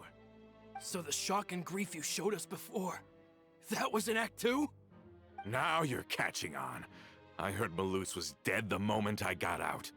Did you know? Down there in that blasted fortress, I spent a long time thinking about what happened, and resolving to apologize to Malus as soon as I got out. Back then, because of that aqua bus, we had a huge fallout. I was convinced that all he cared about was loyalty, and that he had completely lost his capacity for critical thinking. The years passed by in a blur after that. I thought I had finally begun to understand him, and that he could help me relive the good old days again. But then he died, and it was because of you again, Navia! It's always because of you! I once loved the Spina and Poisson more than anyone else. But what is left now of either besides death and ruin? You've single-handedly destroyed everything that was beautiful. Everything I've ever loved! Don't listen to him, boss! He's just spouting nonsense! Have you ever considered that maybe the people around you don't actually care about you at all? Have you ever considered that maybe you only get respect because you're Callus and Clementine's child? That you've never done anything worthy? That you're just a big nothing? Have you ever considered that maybe people don't stay in Poisson because of you, but only because they have such beautiful memories of the past before you came? Because if you do falter, there'll inevitably come a time when you'll have to face the consequences. And when that time comes, those most precious to you really will throw themselves in front of you and pay the price for your mistakes. Yeah, looking back on it now as an adult, I can hardly believe how patient and kind everyone was. But is that really why they support me? Is their kindness real? Shut your mouth! I, for one, really like Miss Navia. And my mom loves her too! I don't know how to explain it, but I like her, and that's that. I'm sure Mr. Malus would be extremely disappointed in you right now. You've somehow managed to pin the blame for every mistake and tragedy in our history on the boss herself. Get out of the way, Florent. I don't want to hurt you. You're gonna have to. Boss, there's no time for this. Stop hesitating and get out of here before you get buried. Maybe you think you're being the realist by painting the history of the Spina and Poisson like this. But the love that I felt from everyone was just as real. I felt it. They've helped me get to where I am. And even now, I will continue to believe in that love. So let me show you just how much I love the Spina di Rosula.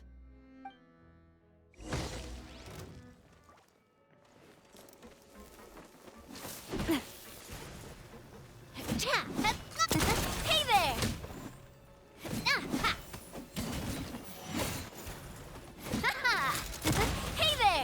Hiya!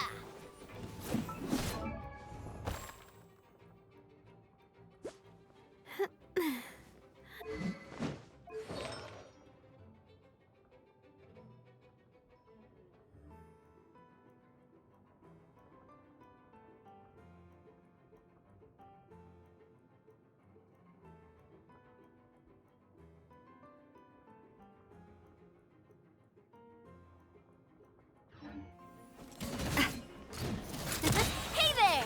Fire! Well, with rocks. Cha!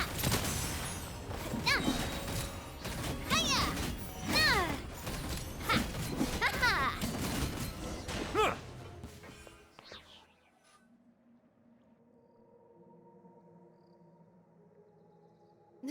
Florent, I'll leave the town to you. Summon the other members and help with the evacuation of the townspeople. If you find any of Coulter's accomplices, subdue them quickly, and don't give them the chance to harm any ordinary civilians. I can't allow my partner to face the danger on the Clementine line alone. Got it, boss. I'm on it.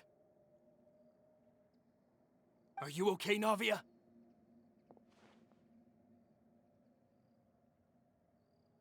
I don't know, but I have to go.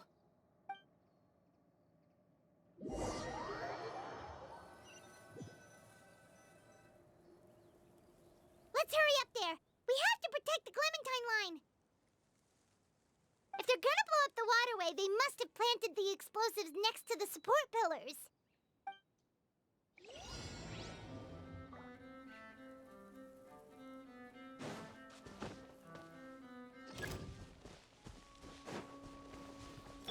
Everyone hold hands. Buckle up! Bow your head.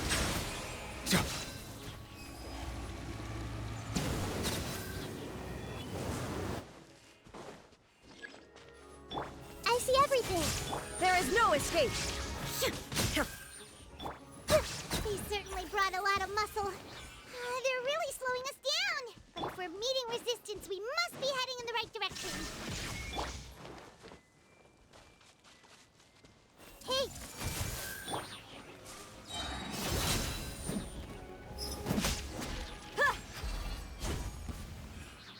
These must be the explosives, right? And this is the control mechanism. How can we disable it?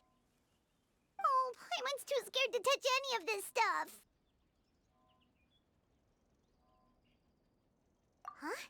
There's a strangely shaped hole here. What is it for?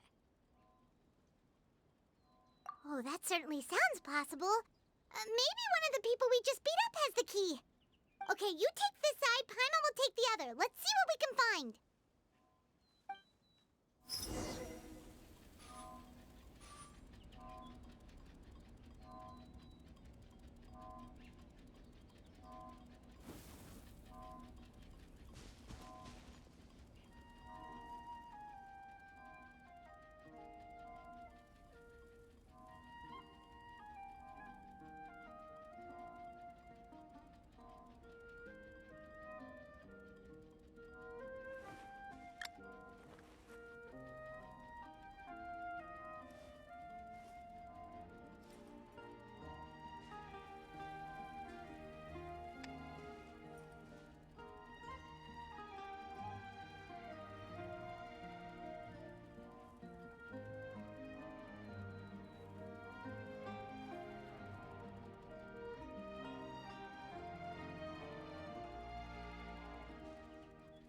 Oh,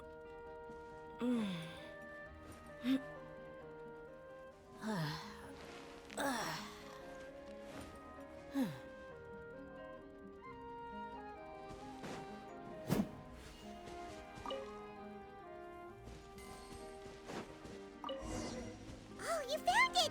That's amazing!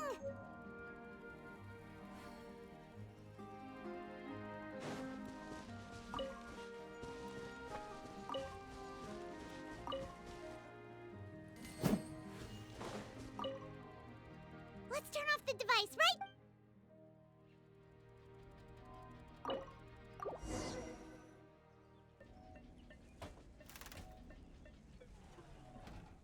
That should do it, right? Navi and Florent should be able to relax now. Oh, you're right. They could have set explosives elsewhere, too. Let's go.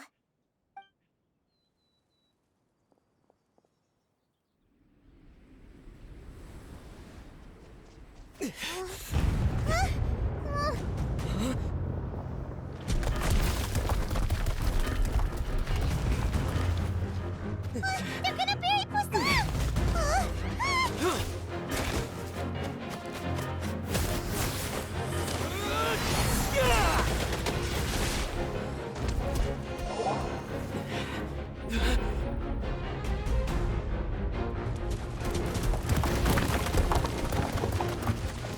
Great work, partner. Just leave the rest to me. Watch out, Navia! You can't block them all! Block? I'm doing this the Spina way.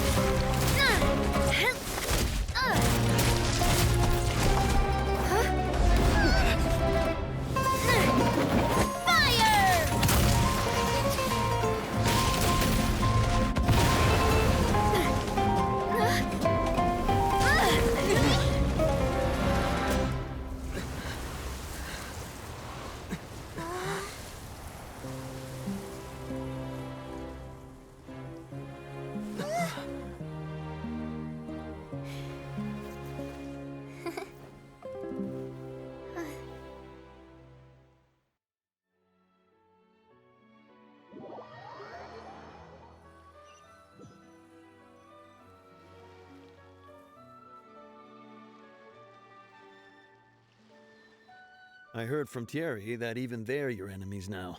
They were once a part of Spina di Rosula. Do you plan to settle this privately with them? I have nothing more to say to them. Regardless of whether their hatred and anger towards me or the Spina was justified, anyone who's willing to endanger innocent civilians is no longer sane enough to even be worth trying to talk to. Please prosecute them in accordance to the law. Spina di Rosula will not raise any objections. Sounds good. We're very appreciative of your help. Without it, the consequences would have been far worse. All right, this operation is a wrap. Take him away. We won, Navia! We saved everyone! And you were so cool! Yeah. Luckily, we were just in time. It's probably because I expended too much elemental energy at once. I'll be fine. Don't worry about me. But you usually glow up whenever other people compliment you.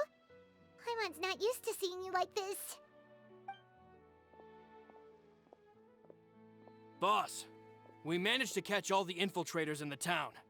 The Maison Gardiennage is taking them away as well. Seems like Romeu really went all in on this mission. If he sent literally everyone he had, though, that also means we've caught them all, too. We won't have to worry about them from now on. Got it. That's good, at least.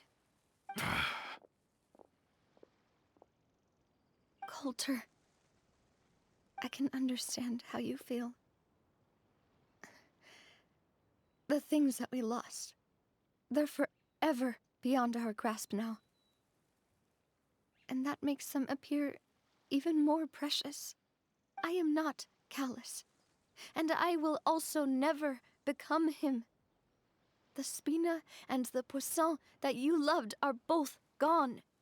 But I will not change how I feel about our future. I still believe that this is a great opportunity to start anew. I will spend more of what the Spina earns on the betterment of Poisson.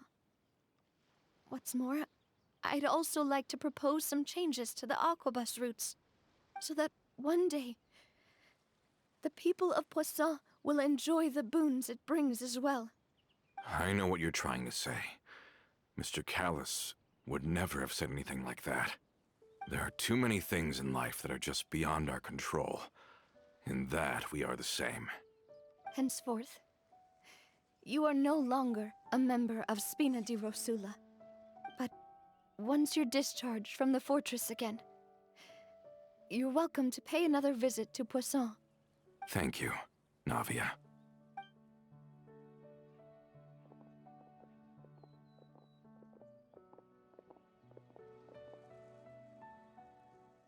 As I thought. Boss really is a kind and gentle person. She is also, I must say, a truly unlucky person. Thank you for protecting the Clementine line. I was actually really scared, you know. I mean, even the Callus line won't be getting rebuilt anytime soon. If I'd lost the Clementine line too, I wouldn't know how to live with myself. A name is a way to etch a memory onto the world. Losing the line that bears her name, that I can see every day, would be like losing my mother all over again. Seeing it still standing there, tall and proud, it makes me really happy. What happened while we were gone? Honestly, you look more upset than tired or anything. Just give her some time.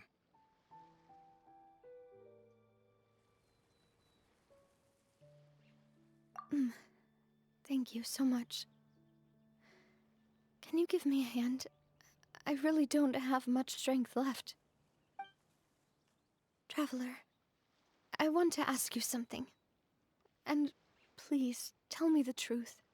Do you really see me as your partner? Of course. That's good then. Hearing that, it brings me more relief than I can say.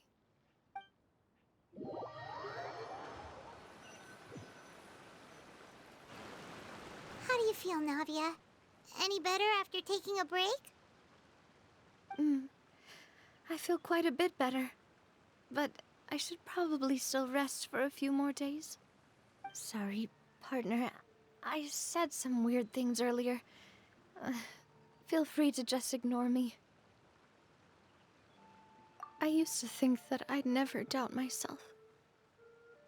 But you could say I've discovered that I'm not as strong as I thought I was. Coulter mentioned my parents, as well as Malus and Silver. It's all thanks to them that I've made it this far in life. Do you think they ever regretted the choices they made? Has my existence made this world a better place? Don't think like that, Navia. You've already done more than enough. No matter what others think, we'll always support you to the end of the world.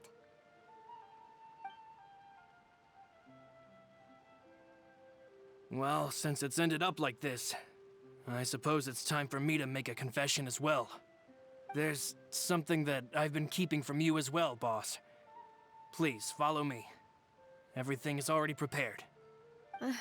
Florent, I hope you can understand that I can't deal with any more shocking revelations right now. Don't worry. This surprise will be a pleasant one.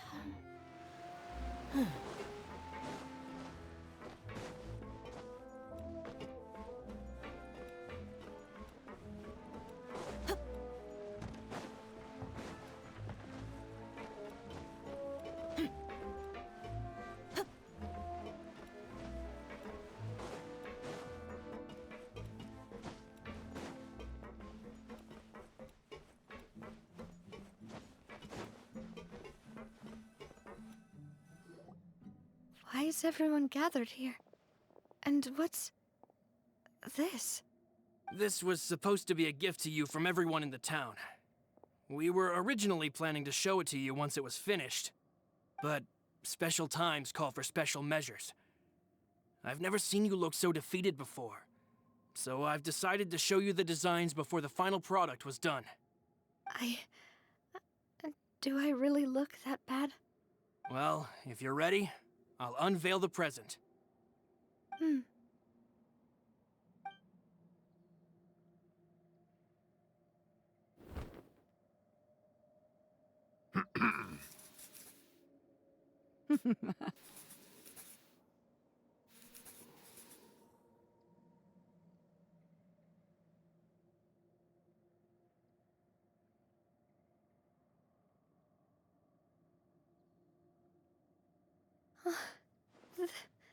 This is... Papa, Mother, and me. We designed the look for Miss Clementine based on old camera records, as well as personal recollections from members of the Spina. Wow! This is the statue you mentioned before? It is indeed.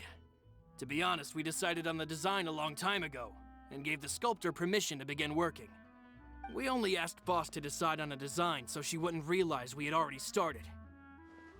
How could we only have statues of Mr. Callus and Mrs. Clementine?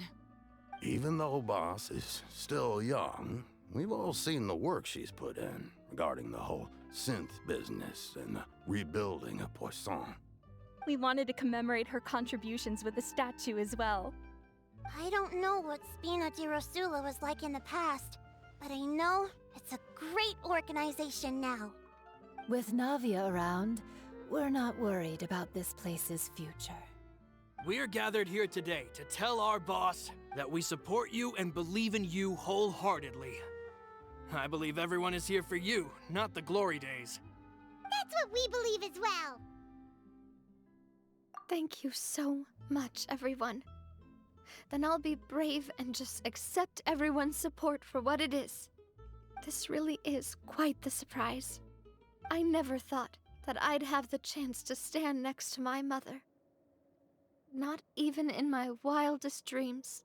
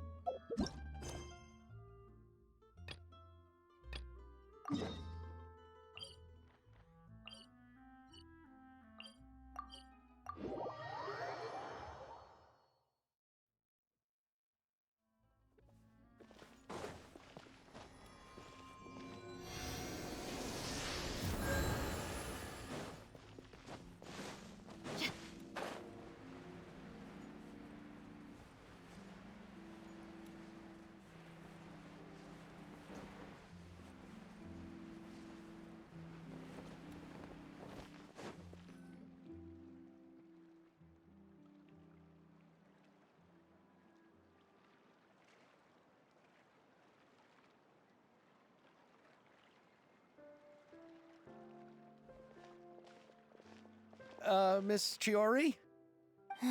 Your talk with the investor sure went fast. The Aquabus hasn't even arrived yet. Oh? And who are they? Allow me to introduce you. This is the Traveler and Paimon. Pleased to meet you.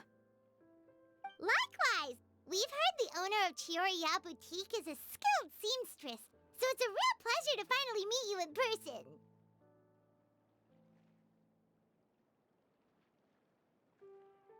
Why, thank you.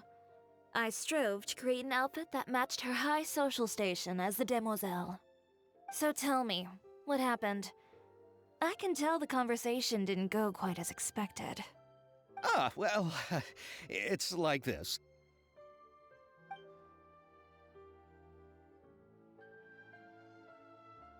Ugh. I know, Chiori, you don't have to say it. You did remind me that this investor was a little bit sketchy. Yes, there's no doubt about that. But how could I pass it up? He offered me twice as much as the others. And therein lies the problem. Yes, but just put yourself in my shoes. After obtaining such an excellent script, it's only natural that I would want to make the most of the film. The budgets that the others had proposed were nowhere near enough. It's difficult to find someone willing to front such a large amount of mora, so... Don't be sad, Xavier. We might be able to help scrounge up some more together for you. Oh, thank you, Paimon. That means a lot to me. But the cost of the film is staggering. I'm afraid that any mora we can scrounge together in a short amount of time won't even be able to cover the actors' fees.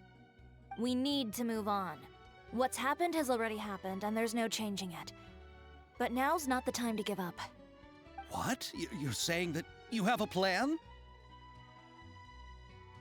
No, that's not what I mean. I'm simply saying I wouldn't give up just yet. The actors I recommended aren't just after Mora after all.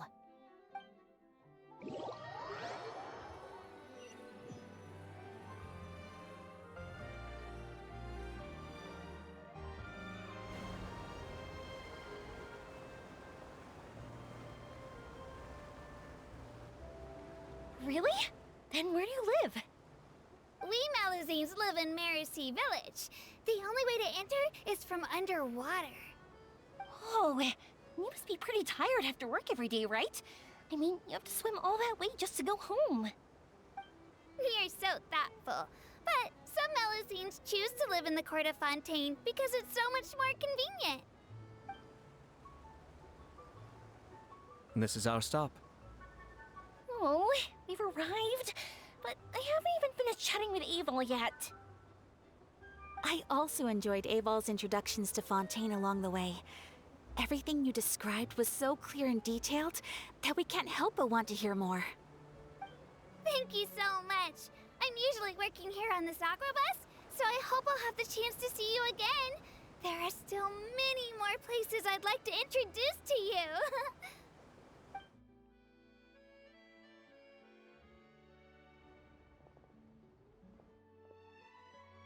Welcome to the Court of Fontaine. Chiori, you sure have changed a lot. This is the first time we've seen you since you left Inazuma. I haven't realized it's been so long.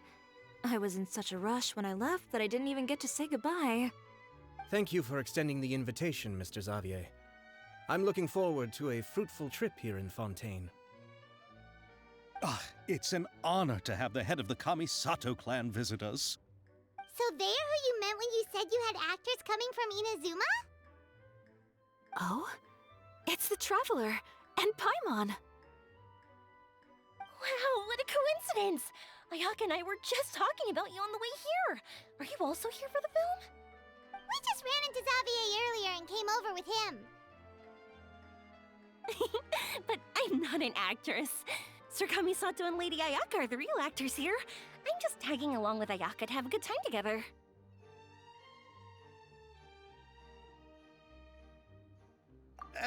About that, I mean, how was I supposed to contact you when I was making preparations for the film?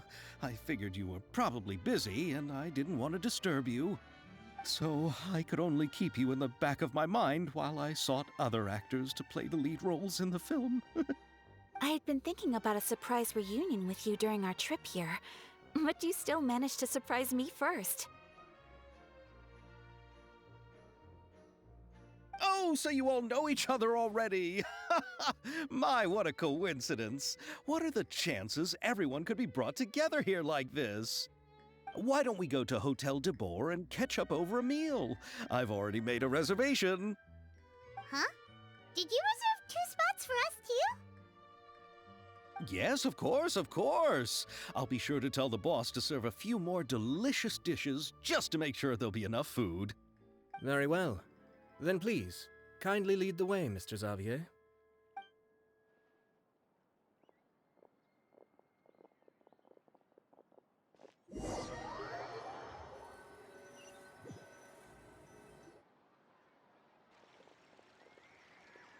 Wow, the buildings in Fontaine are so tall. Just look at how big they are. And there's the fountain that Aval mentioned earlier. It really is a magnificent sight. And look at that huge spinning sphere! Where does it get its power? Wait a sec! Could it be one of those clockwork mecha we've heard so much about?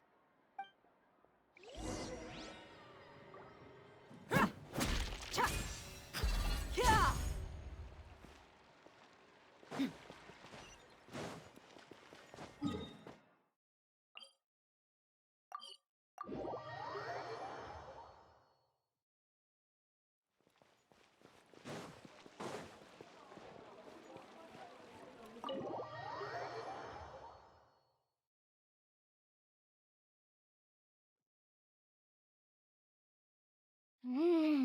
So this is what food from Fontaine is like.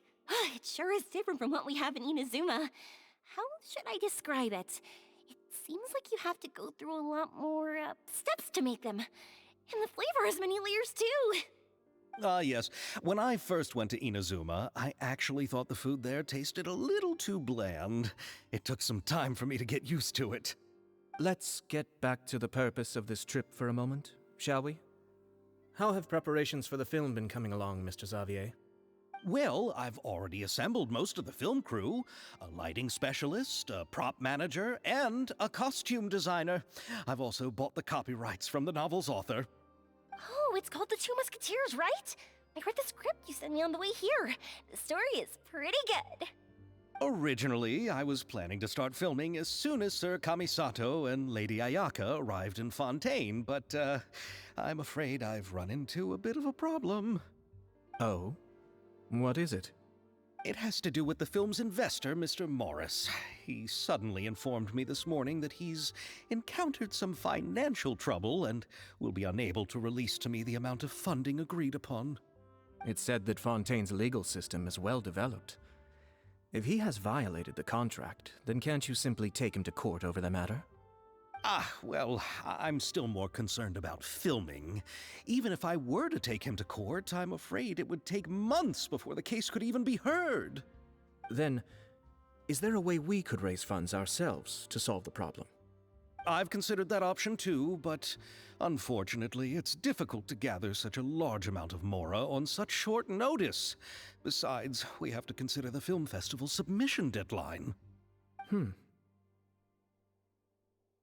Mr. Xavier, if Ayaka and I were willing to perform for free, would that resolve the problem you are currently facing?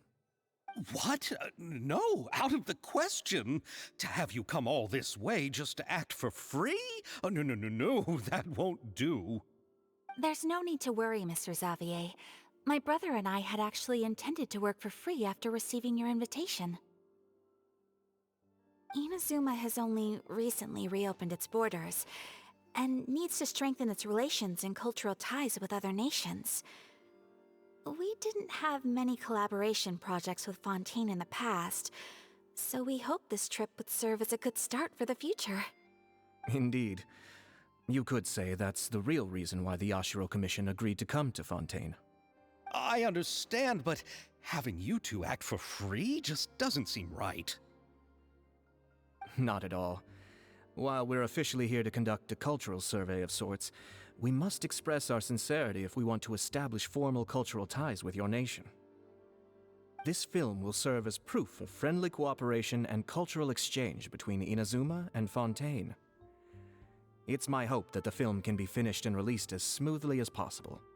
If you still don't feel comfortable with this arrangement, I would also be more than happy to be introduced to some other renowned individuals in Fontaine's literary and artistic circles.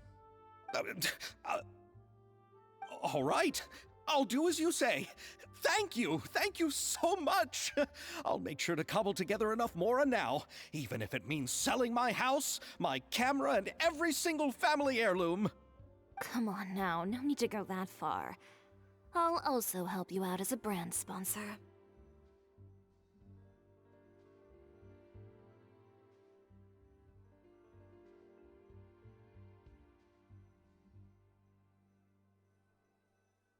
Me too! Even though I didn't bring much more to spend on this trip, it's still better than nothing. You are too kind, all of you. I really don't know how to... Ew. Alright, enough about that. Now that we have Xavier's savings, my support, and 2 leads who are willing to act for free, I think we will be able to make this happen. So, instead of Mora, you'll help with filming and production. Oh, but how can we help with that? We don't know much about making a film. Alright, pull yourself together, Xavier. Tell us if there are still any open positions left among the crew. All right. Let me think. We still need a camera operator, a clapper loader, and someone to manage logistics. I originally wanted to personally serve as director, but I've been too busy working as the producer. So the positions of director and director's assistant will also need to be filled. Paimon knows what the director and the logistics support person do, but what's a clapper loader?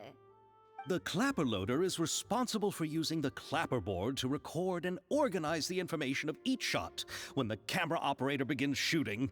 The work requires both patience and careful attention to detail. A clapper board? Oh, you mean the thing they hold that goes clap whenever they start filming? Yes, that's right. Are you interested in that job? For sure! Paimon's always wanted to try that! Alright, then you'll be our clapper loader. I can find someone from the store to help with logistics. What do you think, Xavier? Oh, fine by me. As for our camera operator, I was thinking of letting the Traveler take the role. Oh, he's great when it comes to using a camera. Paimon can't even count how many things we've taken photos of during our journey. Yes, that's also what I was thinking. I noticed the Traveler had an eye for photography and composition when we worked together previously. I'm sure that's due to the Traveler's journey across Teyvat and all the places they've seen. After so many adventures, using a camera must be second nature by now. What do you say, Traveler? Are you interested in the job?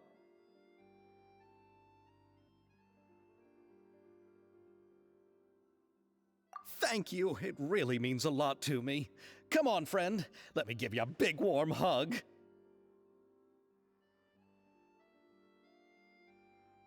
So, all that's left for us to find is a director and an assistant. Oh, me! I want to be the director's assistant. All we need to do is help the director, right? I can handle that. All right, then all we need is a director. Oh, all the well-known directors in Fontaine are probably also busy working on their own films these days. I'm not sure who will have time to help. Oh, Farina helped out a theater troupe recently by serving as an artistic consultant. She could be a good director, right? Besides, it's not like she has anything else to do right now. Farina? Do you really think Lady Farina would be willing to help us with our humble project? Isn't that the name of Fontaine's Hydro Archon? My brother has already informed me about what happened here in Fontaine. Yep, that's her! She helped out a theater troupe not too long ago, and now she's taking up work as a director. Well, Oh, I saw that musical. Her performance was perfect, and the storyboards were also excellent. Don't let her former identity intimidate you. She's the best candidate we can think of right now. You'll never know until you give her a shot. fine. You're right, Shiori. I'll do anything for the sake of my film. Anything! Then I'll have to ask the Traveler and Paimon to show me the way to Lady Farina's residence. I just hope she'll agree to help. Do you need us to also come along? No, there's no need to trouble you with this. Besides, you've just arrived in Fontaine, and I'm sure there are many places you would like to visit. Just leave this task to me. It's part of my duties as the producer. Very well. Then we'll be waiting to hear the good news. I'll go with you. By the way, you might want to consider bringing a gift. And don't worry, we won't simply drop you off at Farina's place. We know Farina pretty well by now, so having some familiar faces there should help your chances. Besides, the whole thing was our idea in the first place. All right, then I'll start making preparations. As for the gift... A gift for someone who was once seen as the Hydro Archon.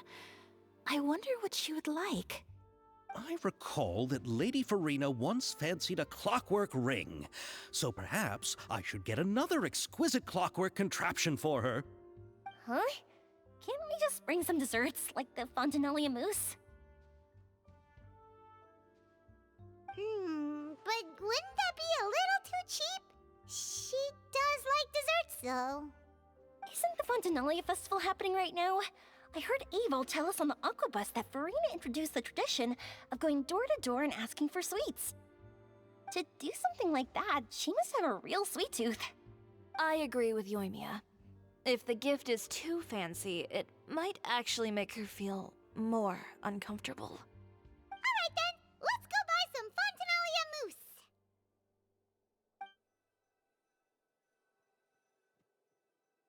But will that really be enough? We'll be asking her to do a lot of work, you know.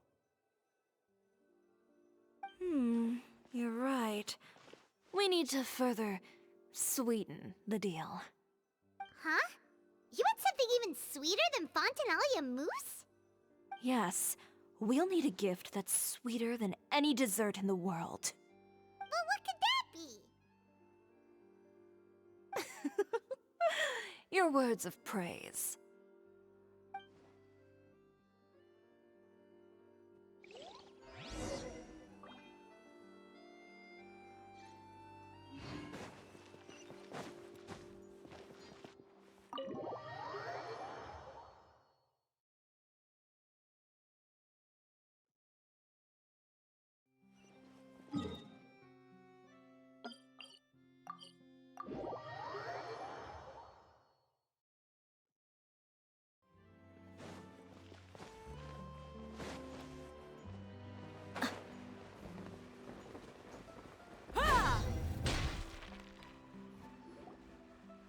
We're here! This is where Farina lives.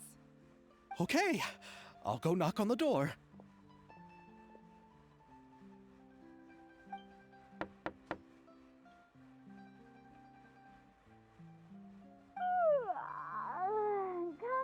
Coming.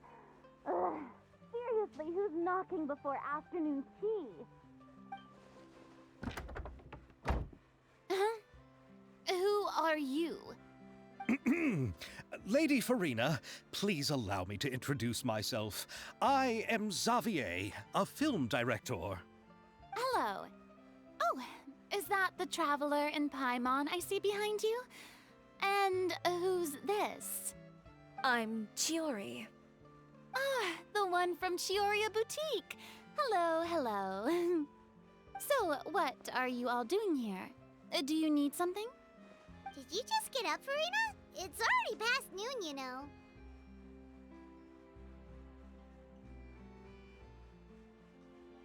Huh? Oh, Paimon means the weather is so nice in the afternoon and the sun is so warm. Just like how you make us feel. Sleeping in late is a really smart idea. No. I was just up late last night reading some novels. What does sleeping in have to do with the weather? This is a small gift we've prepared for you, Lady Farina. We hope you like it. No need to be so formal. I'm just a regular person like everyone else now. Oh, is this Fontanalia mousse? It's one of my favorites! That's great! So, actually, there's something we need your help with. Given your renowned passion and understanding of drama, I would like to ask that you serve as the director of our film crew. Oh, but didn't you just say that you're a director?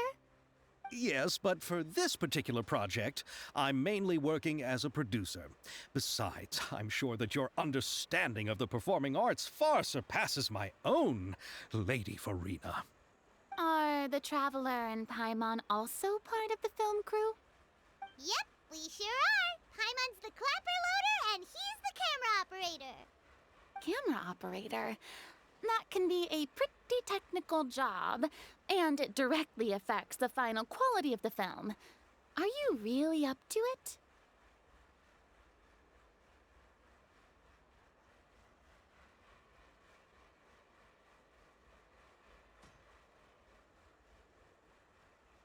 No, I'm not questioning your abilities.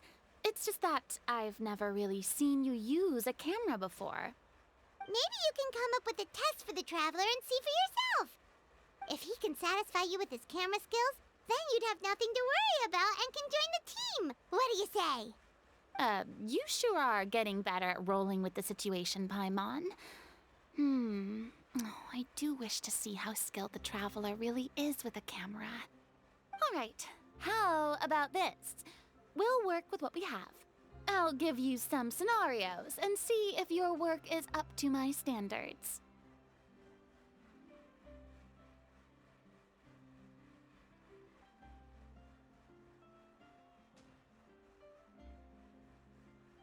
Very good. It's essential for the camera operator to understand the director's vision. I'll make my decision after seeing your work. Are you ready? I have high standards, you know.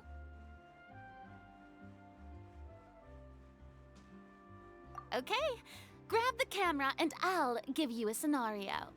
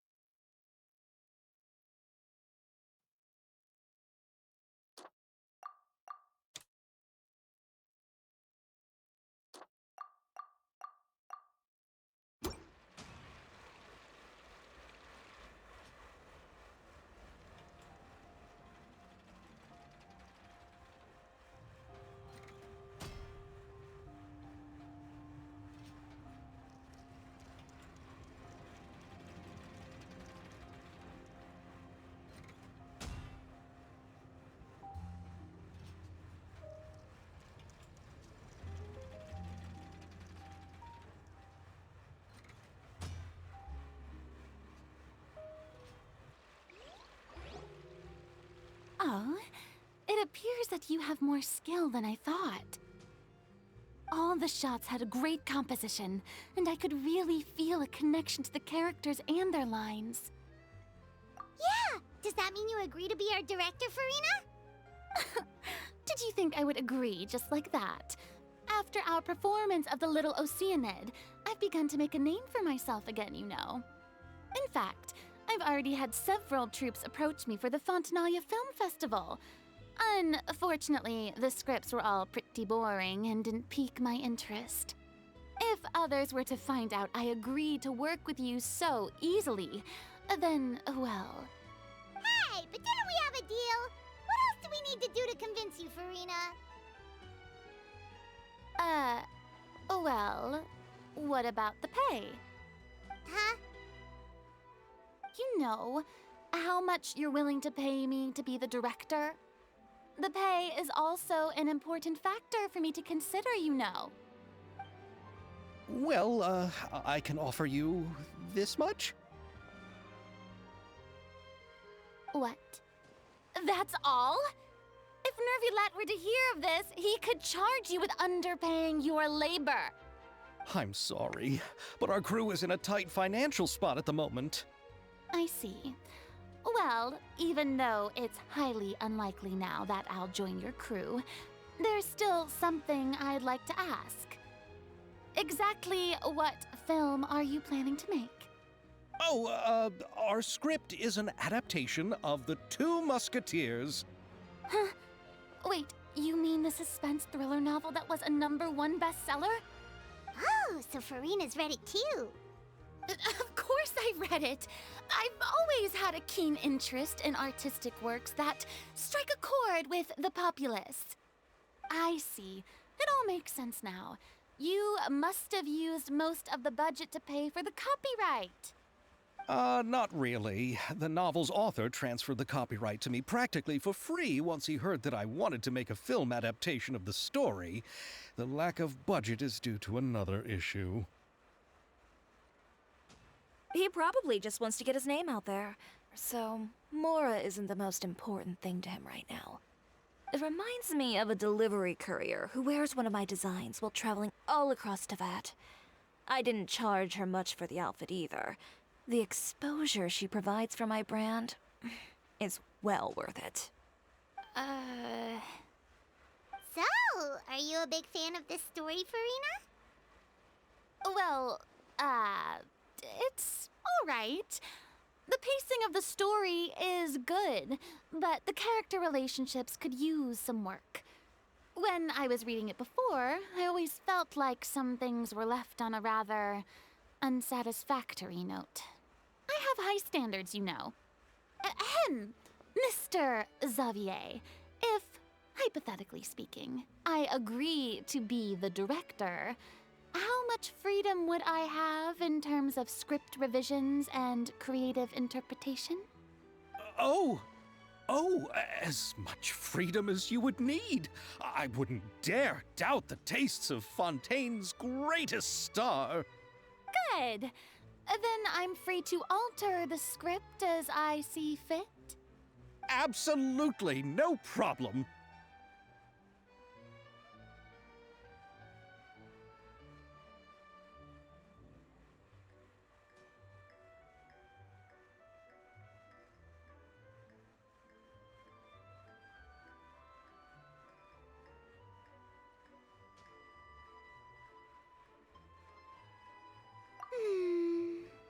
All right. It seems that your crew really can't go on without my care and direction. So, you agree? Yes, I agree. Although the pay is well below what someone of my caliber deserves. A great script calls for a great director. I mustn't let a perfectly good story be ruined due to lack of funds. If you have fine cheese and bread, you wouldn't just let it sit on the counter and get moldy just because you lack an oven, right?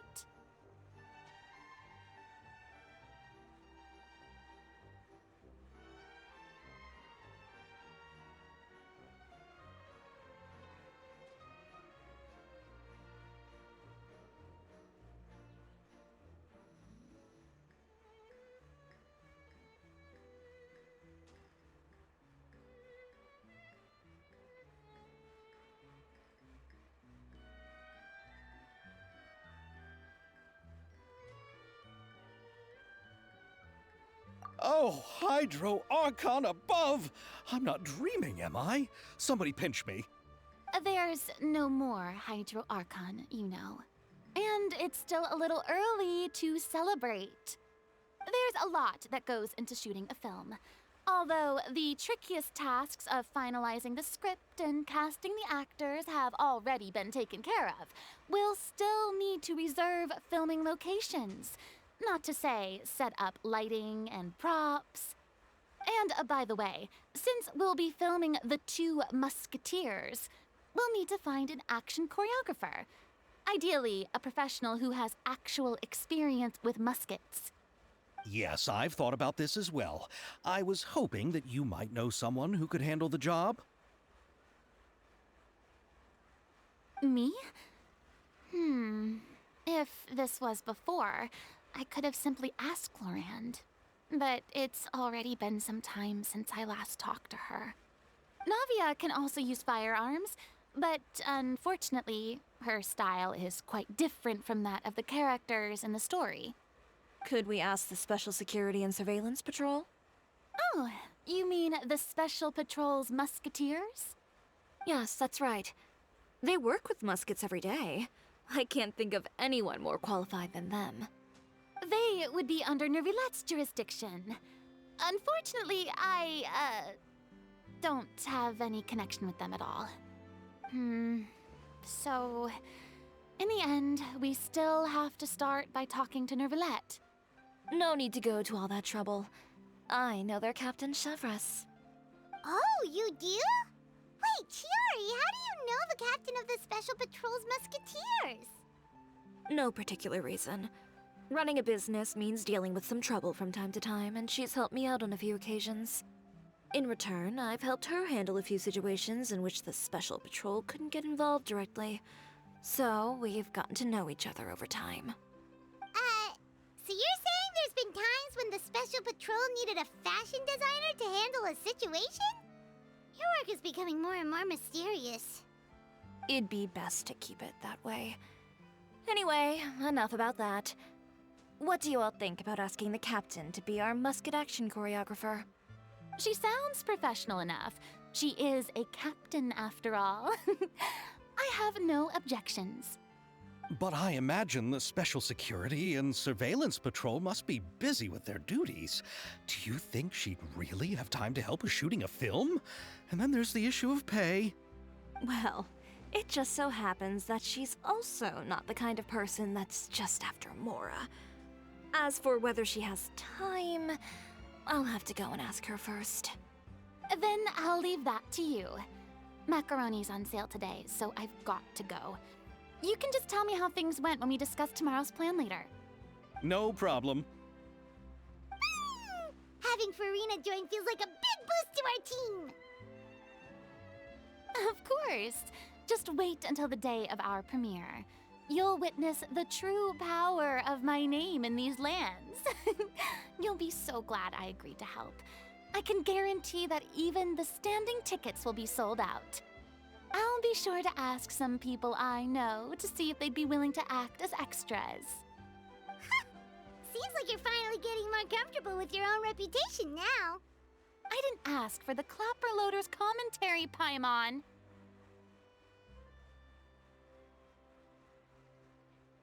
Then let's get going. I happen to know where Chevreuse is today. By the way, I'm curious. If my pay is so low, then what about our two lead actors? Didn't they travel here all the way from Inazuma? Actually, they told us that they see the trip as part of a cultural exchange, so they didn't ask for any pay.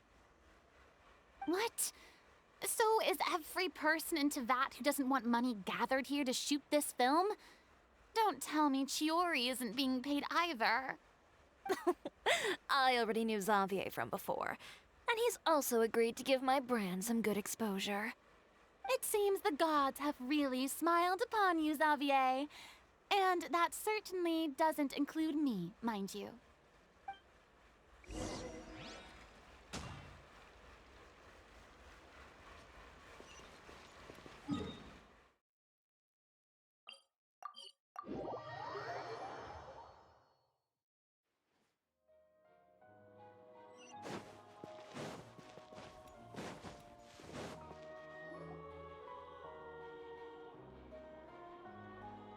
All right, this is the place. But where's the captain? There's hardly anyone around here. She's over there. The one with an eye patch reading in front of the newsstand. Oh, her! Paimon could tell there was something different about her. She seems kinda intimidating. Please wait here for a moment. I'll go fetch her. She's working now, so you might not want to get in her way. Working? But isn't she just standing there and reading a novel? Just trust me. Oh, alright, let's see what happens then. Chiori sure is a mysterious person. She claims just to be a fashion designer, but she knows all these powerful people. The Court of Fontaine isn't particularly tolerant of visitors from overseas, so it isn't easy for a foreigner to promote their brand here. Even more so in the competitive world of fashion. Even a local like me just trying to make a film has to face all kinds of challenges. So I can only imagine what Chiori has been through to get where she is today. I'm sure that having more connections has definitely worked in her favor. Reading on the job? Detective novel. One main character? No. Multiple. Branching storylines. I see. How's the plot coming along? One of the main characters is about to make a choice that will affect the rest of his life. I'd wager he's going to make the wrong choice. Any way to speed things up? There's something I need your help with. You know that doesn't depend on me. It all comes down to what the character chooses. Which is exactly why I'm here to help.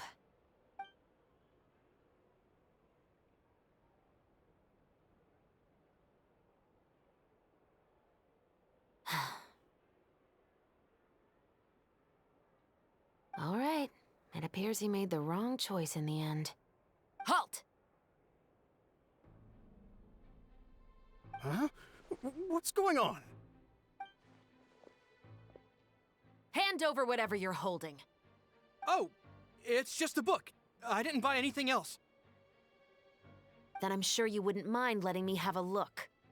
Excuse me, officer. I don't mind you standing around here, not purchasing anything, but I'd prefer if you didn't disturb my customers.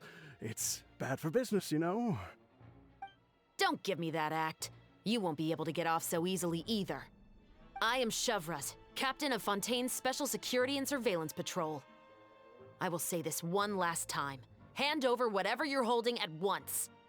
And before you do anything unwise, let me remind you that I'll have you on the ground before you can even think about making a run for it. All right. I'll give it to you. But please let me say something first. If there's any contraband in that book, then the shopkeeper here is the one who slipped it in. I don't have anything to do with this. Why, you trying to leave me on the hook, huh? You were the one who said you wanted it. Save it for the interrogation room. Take them away, Letelier.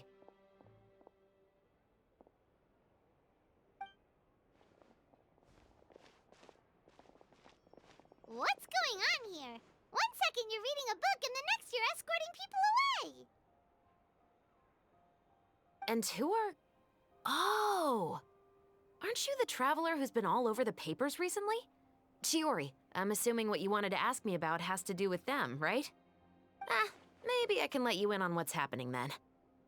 Now that Vacher has been brought to justice, no new shipments of synth will be made and distributed to sellers.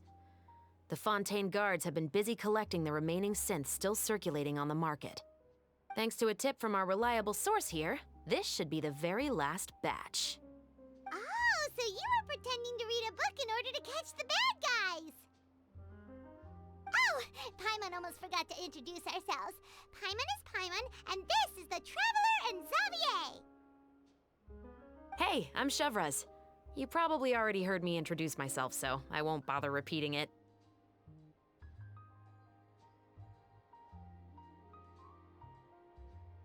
Yeah, why didn't you make a move as soon as you had the chance? Were you worried that my intel wasn't accurate? No, I wanted to see if the shopkeeper would turn himself in first. All he had to do was come up to me and say that he didn't know where the synth had come from. If he did that, then I wouldn't have had to press charges on him. He had the whole day to turn the synth over to Chevraz. But instead, the moment I came up and blocked Chevraz's line of sight, he took the opportunity to sell it off. Yep, he made the wrong choice, even though the right choice was right there in front of him. But you knew they wouldn't make the right choice. Yeah, I knew. I was just hoping I'd be wrong for once. Enough about that, though. What did you want to ask me about? Oh, you see, it's like this.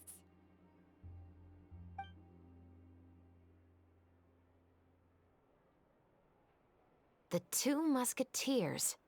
You certainly have a good eye for a story. So what do you need me to do? Just be the action choreographer for the actors? Yes, that's right. I want to make sure we get all the details right. I want the actor's posture and understanding of firearms to be as realistic as possible. However, I'm afraid this work will require a bit of your time, since you'll have to be present whenever we're filming. Also, as for the pay... No need to say any more. I'll join. Huh? Just like that?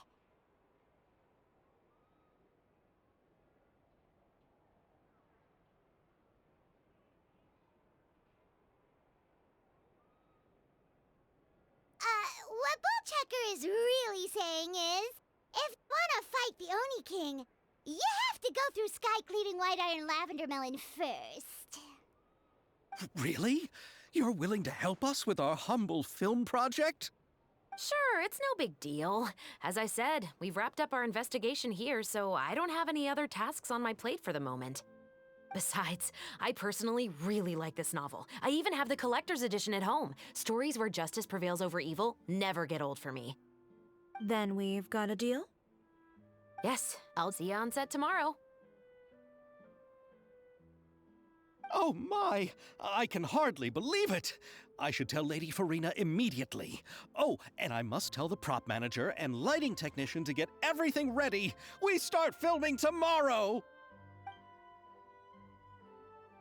Calm down, Xavier. The film is going to take more than just a day to finish. Still, I should also head back now and start preparing the actors' costumes and makeup. Alright, guess that's it for today then. Traveler, Paimon, please stay for a moment. I have something to tell you. Then I'll take Xavier back. Poor thing. He's so excited that he can't even walk straight anymore. I don't want to spend our first day fishing our producer out of the fountain.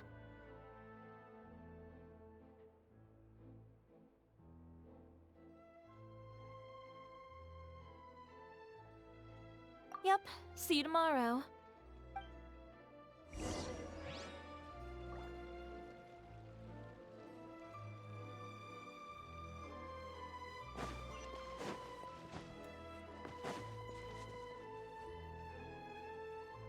So what did you want to tell us, Chevres? Have you read The Two Musketeers? The story is about a pair of children born into the household of a baron and their struggle to survive together and take revenge for their mother. They were raised at the baron's estate, where their mother worked as a maid. The two were illegitimate children that the baron had with the maid, so they were never treated well by anyone. One day, upon returning home, they found their mother had been murdered and left dead on the floor. It was quite evident that the culprits were the other members of the baron's household, who never had any kind words to say to them. However, the baron was able to exert his influence and keep the whole thing under wraps. The mother's death was eventually deemed as a suicide, and there was no chance of bringing her murderers to justice. The two siblings decided to flee and someday avenge their mother. Many years later, members of the baron's family suddenly started turning up dead one after the other, all killed by gunshot.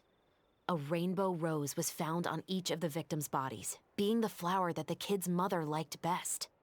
The baron believed that the mother's soul had come to take vengeance on him, so he lived in fear each day. But it was actually those two siblings who had fled all those years ago. They relied on each other to survive and trained day and night, eventually becoming adept musketeers. They used all of their abilities to collect evidence and clues before executing their plan and exacting revenge on the baron. Their actions let the truth behind their mother's death be known to all. That's quite an exhilarating story.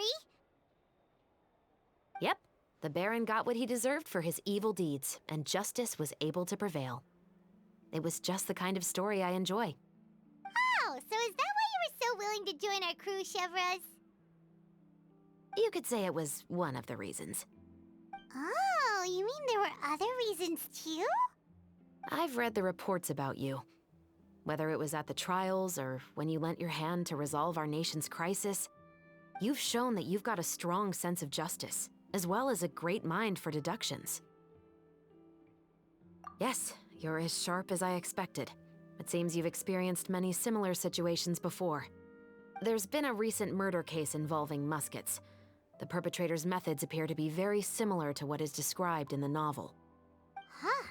Really? But Paimon didn't see anything about that in today's papers. The Marechaussee Phantom hasn't yet released any information to the public because the investigation is currently at a standstill. The murderer is extremely cautious. A murder involving firearms? But not that many people use those in Fontaine, right? Impossible. We perform a routine inspection of our firearms and ammo reserves every day. If one of the weapons had been fired, it would stick out like a sore thumb. Besides, I trust the members of my platoon. However... Well, that's all I can disclose about the case today. Huh? What do you mean?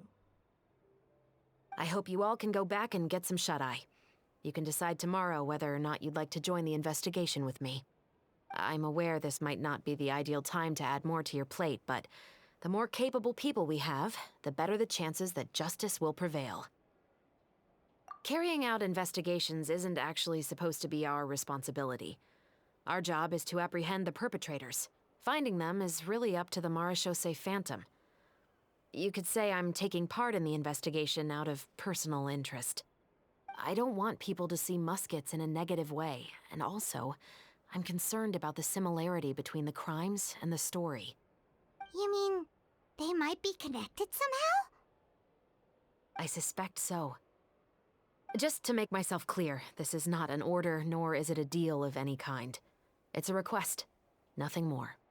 If you two have any interest in the case after we finish filming tomorrow and are willing to assist me, then I would be most grateful. What do you think, Traveler? Yeah,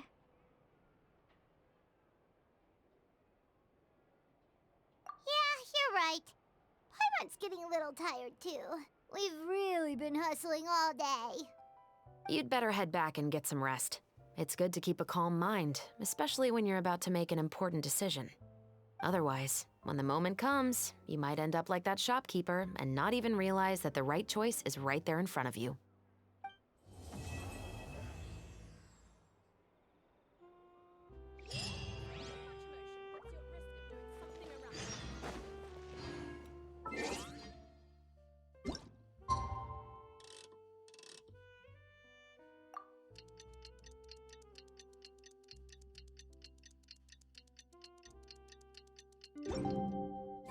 It's finally time to meet up with everyone!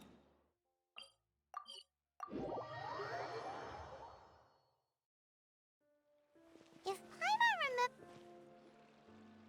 Ayaka! Yoimiya! You're already here! Good morning. Xavier said yesterday afternoon went well.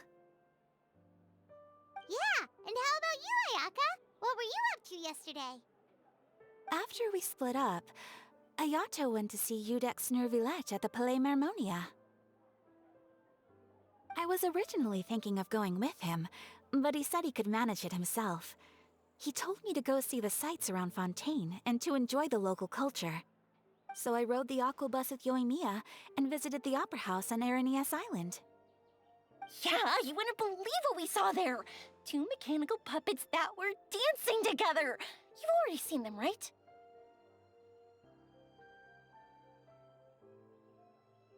Yeah, those two! Amazing, aren't they? We sat and watched for quite a while. It was mesmerizing. Like we could keep watching them forever. Oh, it was the same for us the first time we saw them, too! Afterwards, we went swimming at the beach! Well, diving, to be exact. It was the first time I ever breathed underwater! I held Ayaka's hand and we counted down together. 3, 2, 1, and then splash! We were beneath the waves.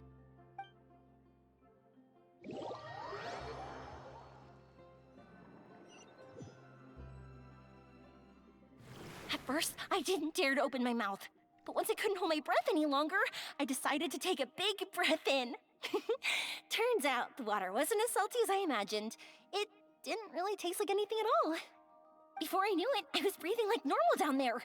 It was an amazing feeling. Ayaka said I was too nervous and needed to loosen my grip.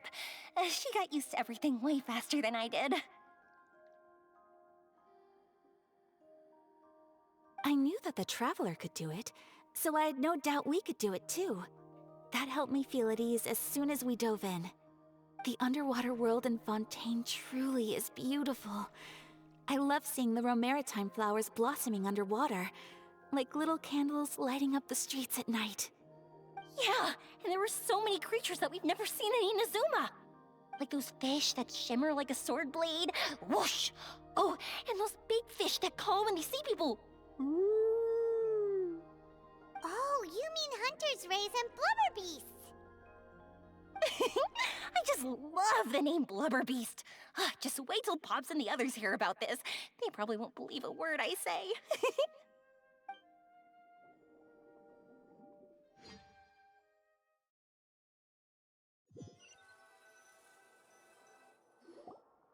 Yoimiya was down there for quite a while. It was dark before we finally rode the Aquabus back to the city. I figured she'd want to sleep in today. Yeah, even I was worried that I wouldn't be able to get up. I still felt like I was drifting in the waves when I went to sleep last night. But as soon as I woke up today, I remembered that we'd all be shooting a film together, and I was ready to go. Speaking of the film, where's everybody else? My brother and Xavier were speaking to the restaurant owner about using the place as a filming location. They should be here soon. As for the others, We're here. Please excuse my tardiness. I just finished the Special Patrol's 6-mile morning jog. Wait, 6 miles? I'm so tired. I heard you all chatting, so I decided to come down. I sure could use some of that endless energy everyone else has. Good morning, everyone. Morning. Can someone fetch me a cup of coffee? More milk, hold the sugar. Sure, I'd be happy to do that for you. No, you can't go anywhere. Please, have a seat over here so I can get started on your makeup. The last thing I want is coffee stains on my costumes. I can get the coffee. It's the perfect job for an assistant.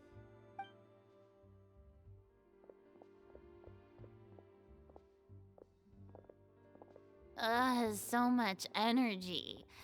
Serious. Oh, Yoimiya's always like that. Of course not.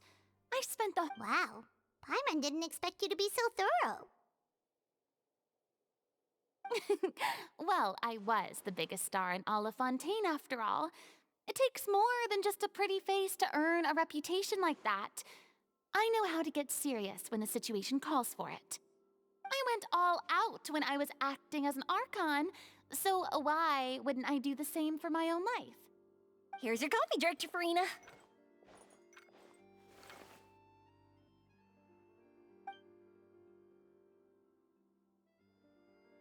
Oh, thank you. The sound of being called director and the aroma of coffee feels almost as refreshing as hearing the birds chirping in the morning. It seems everyone has managed to arrive on time. We've reached an agreement with the restaurant owner. We are free to use the second floor to shoot our film. Really? That's great! He is really looking forward to our film, and hopes that providing his restaurant as a filming location will attract more customers. Well then, Mr. Xavier, I'll leave the rest to you. Okay, thanks. First, I'd like to introduce our new members. This is our prop manager, Veronique. She'll be in charge of all the film's props and items. And this is Bonneau, our lighting technician. He'll be in charge of lighting and illumination to set up each scene's atmosphere. Wow, sure feels like we have some real professionals joining the crew now. First of all, please allow me to first express my sincerest gratitude to everyone in the crew. When my investor informed me yesterday that he wouldn't be able to provide the funds, I really thought that this was the nail in the coffin for this film. I had no idea that I'd find so many people willing to help me on such short notice. Thank you. Thank you all from the bottom of my heart. No need to be so cordial, Mr. Xavier. We're all honored to be a part of this. Your works made a profound impression on me when I saw them back in Inazuma. I am sure that someday, this film will be remembered as a prime example of cultural exchange between Fontaine and Inazuma. Yes, the story is the reason I agreed to join. I can't bear to even imagine what this film would look like without the very best director. Anyway, I would like to make a promise to everyone that as the producer of this film, I'll do whatever I can to ensure that everything goes as smoothly as possible. This is not just my film. It also embodies the thoughts and feelings of every person here, as well as the endless effort we are about to pour into it. So, without further ado, The Two Musketeers will officially begin filming now! You may take it from here, Director Farina. All right, listen up, everyone.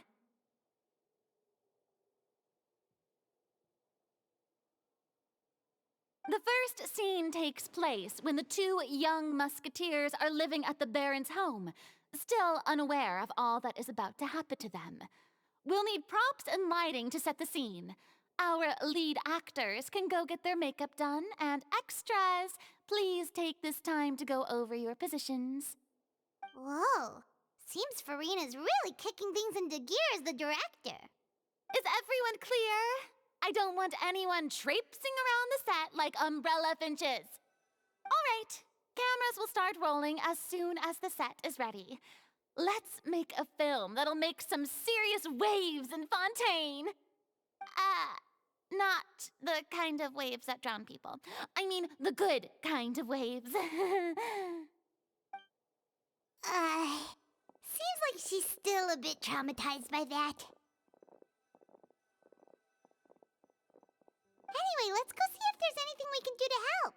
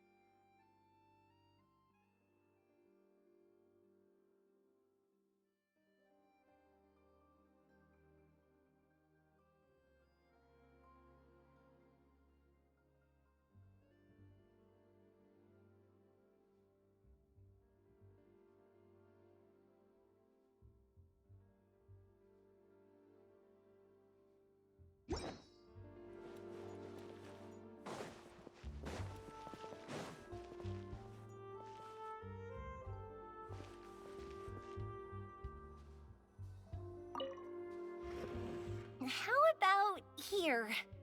A little more to the left. You got it. Hey, Yoimiya, do you need a hand? No, I'm fine. You know, doing the lighting is kind of like designing a fireworks show. It's interesting to imagine what kind of atmosphere the lights will create. I heard that the Traveler will be operating the camera and Paimon will be the clapper loader, right? Those roles are just perfect for the two of you. Really? Is that because it'll be easy for Paimon to hold the clapperboard while flying? Well, sure, there's that, but that's not exactly what I meant. I just think that after all your journeys together, you two must have developed a super close bond and just naturally know how to work with each other. If I'm not mistaken, the director will want the cameras rolling as soon as the clapperboard goes clack.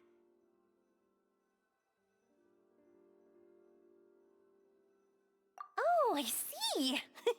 It's amazing to see the magic behind filmmaking. Yoimiya, we need lights over there, too.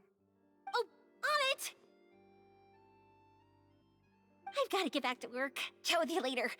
Oh, it's exciting to see so many people working together to bring the film to life.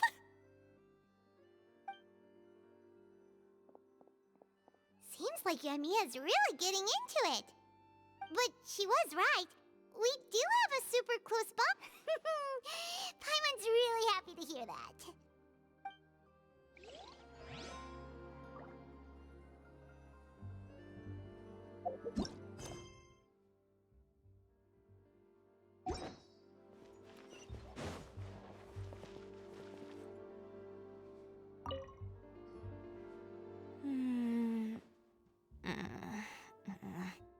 Ayaka has mentioned you to me before. She said that you two were great friends when you were kids. No talking. I'm thinking about how to do your eyeshadow. Ah, yes. To help me really look the part. To achieve a more young and naive look for this scene. Are you saying the wrinkles around my eyes are too deep? You just have too much of a calculating look in your eyes. You sure don't mince your words. It seems you really haven't changed much. Quiet.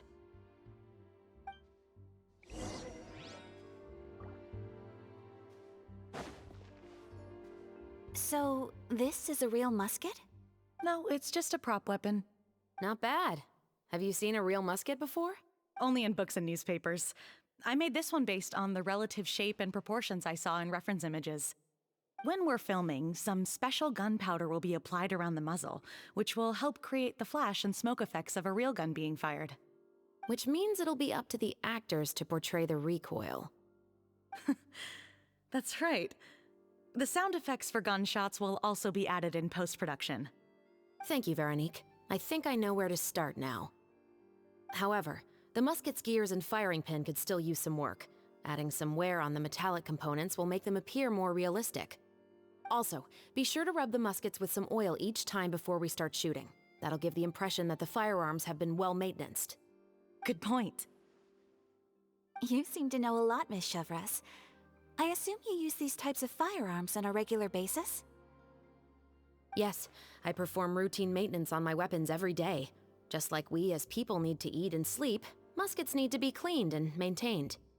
I also perform similar care for my sword every day, and familiarize myself with its shape and weight, to the point where it feels like a natural extension of my body. Yes, this way, our weapons will never betray us in the heat of battle. Yes, well said. It seems we have the same philosophy on this topic. Oh, sounds like they found a common interest to talk about. Though these props differ from the muskets I use, I can still give you some pointers. Good. I look forward to your instruction. First and foremost, never point the weapon at anyone, regardless of whether it's a real or prop weapon or whether you're holding it or it's on the table. This holds for any time when you're not actively engaging an enemy. Okay, understood. When aiming the musket, extend your arm so that it's level with your shoulder, and use your eye to look down the weapon's sights. Like this? Not bad. Now, try saying your lines. This is the end of the road for you. Good. Now turn your body a little. That way, you'll give your enemy less of a target to work with. And relax your shoulders. Here, allow me to demonstrate. This is the end of the road for you. Huh. Excuse me, Miss Chiori. Director Farina, there's something I wish to discuss with you. Oh? What is it? Like this? Yes, much better. What do you think? I do see your point. But are you sure you wish to do this? I believe it would be most fitting. Well, if you insist. All right, I understand. Miss Ayaka, Miss Chevres, could the two of you please come over here? Huh? What's going on? Are we gonna start filming now? Let's go see. What is it? I have a question for you, Miss Chevres. Would you be willing to play the role of a musketeer? What? To clarify, I would like to turn over my role to Miss Chevres. But brother... Don't worry, Ayaka. I actually view this as a good thing. I was becoming troubled trying to set aside some time to speak to the staff at the Palais Mermonia. I would like to have some conversations about the cultural exchange between our two countries, and I've heard that the bureaucratic process here can get rather complicated. Now, I will be able to focus on my work. Besides, you also know that I'm not really one for public performances. Are you really sure? From a director's point of view, I also felt like the relationship between the two musketeers in the original story could be improved. The older brother in the story plays the lead role with his overbearing character, but this causes his character to overshadow that of his sister, and the theme of the two supporting and relying on each other isn't conveyed very well. But if we were to change the siblings to two sisters of a similar age, then that aspect of the story might come through more clearly. Also, I've seen you instructing Ayaka. That cold and dignified personality is exactly what we need for the older musketeer. Of course, even with all these insights, the decision should still be made by Miss Chevreuse. Chevreuse mentioned that she really likes the story, right? Paimon bets that she'll take the role.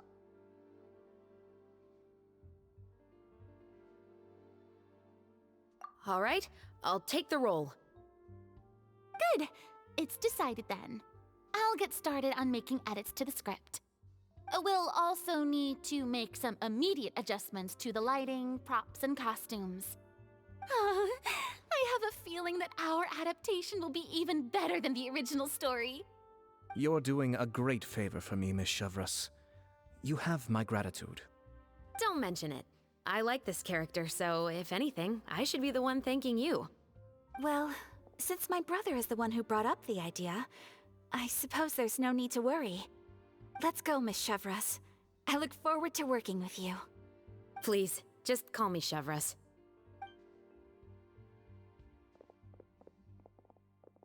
Seems like you're really going out of your way to solve the problem I was having with your makeup. Surely you jest, Chiori. I assure you that I was mostly motivated by a desire to spend more time on formal business. Oh, come on. You really think I'd buy that? According to what I've heard from Ayaka, her brother is someone who can juggle 10 different matters at the same time. I'm sure you have other reasons for backing out. Perhaps. Ayaka always said she wanted to go out and see more of the world, just like the Traveler.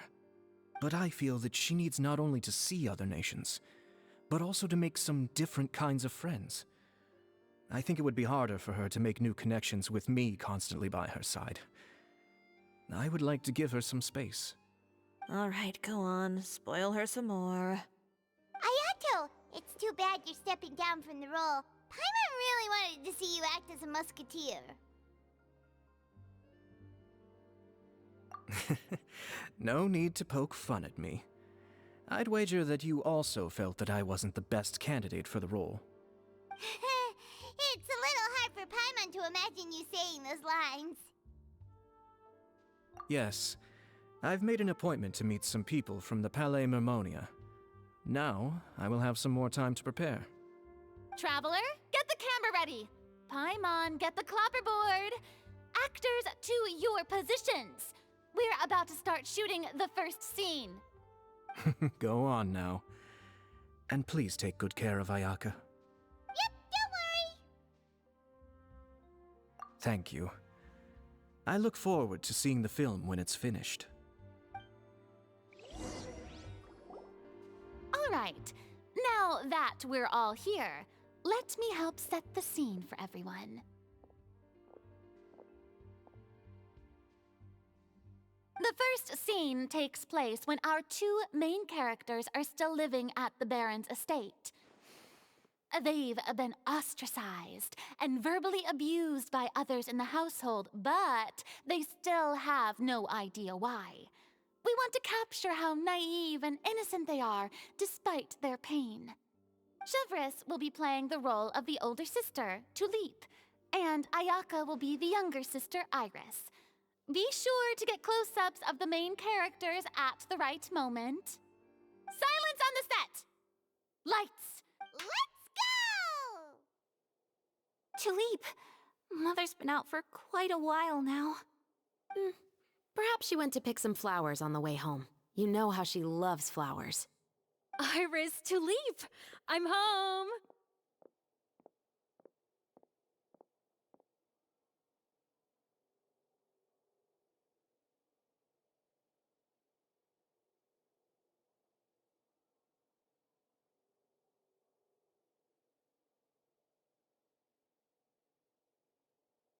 Mother!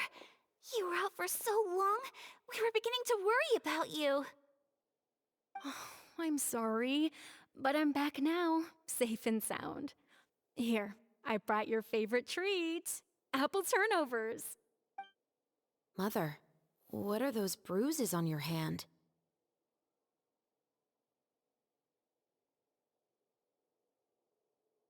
Huh? What bruises? Oh, I must have bumped into something while I was working yesterday. But I didn't notice them this morning. Then perhaps they're from when I accidentally tripped when I was out just now. By the way, did you have fun playing it? What's the matter, Iris? Well, we've realized that no one really wants to play with us. They even took Iris's doll and spat at us. And they even called us names. Shh. It's all right. Don't worry. It doesn't matter what anyone says. Don't listen to them. No one can define you with such words. You both have wonderful lives ahead of you, just like your names. You will both, maybe your time to blossom hasn't quite come yet, but one day, you two will bloom more beautifully than anything else.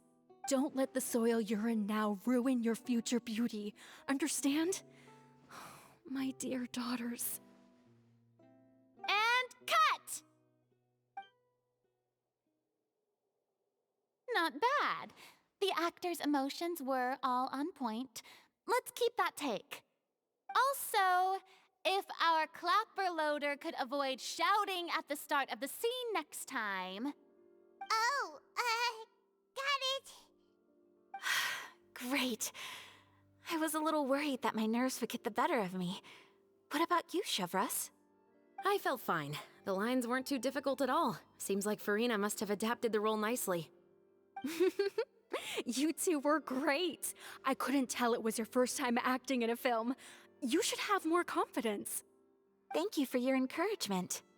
Positions, everyone! We'll move on to the next scene after we try a few more camera angles.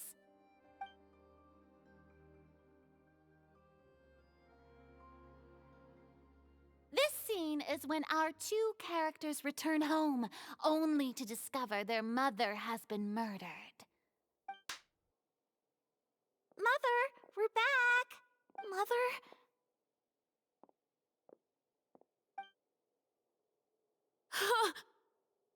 What's wrong, Tulip? Iris, stay away! Huh? Why? What? Mother! She's...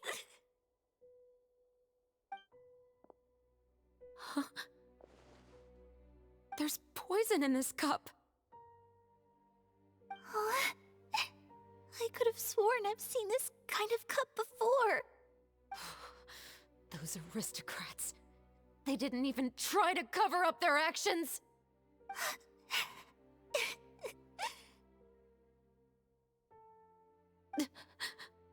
Iris, we need to leave this place. Leave? But now that Mother is gone, where can we even go?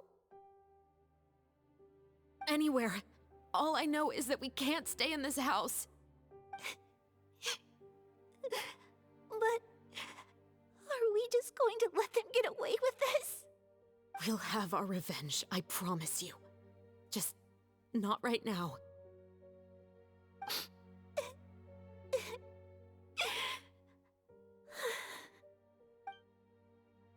Come on, let's go. No, wait. We can't just leave Mother here like this. At least let me leave this rose with her. That's why we went out in the first place. To buy her this flower. All right. Goodbye, Mother. We'll avenge you. Someday. And cut! Beautiful! Great performance! Oh, my, you're so amazing, I was surprised too. Thank you for the kind compliment. It's quite similar to practicing the art of the. Ayaka's performance was amazing. Pipe down, everyone!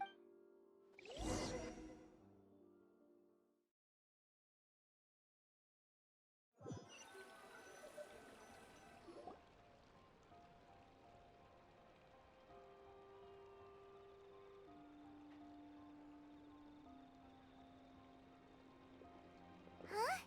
Are we done already? But Paimon wants to keep playing with the clapperboard. How do you feel, Traveler? Is your arm sore from holding the camera all day? Good work, you two. You too, Severus. You were quite the actress today. I've read this novel many times before. I have a good grasp of my character's mindset. Anyway, do you remember my request from yesterday? Oh, right! We were having so much fun that Paimon nearly forgot! You have a case where the murders seem really similar to the cases in the novel, right? So, how are they similar exactly?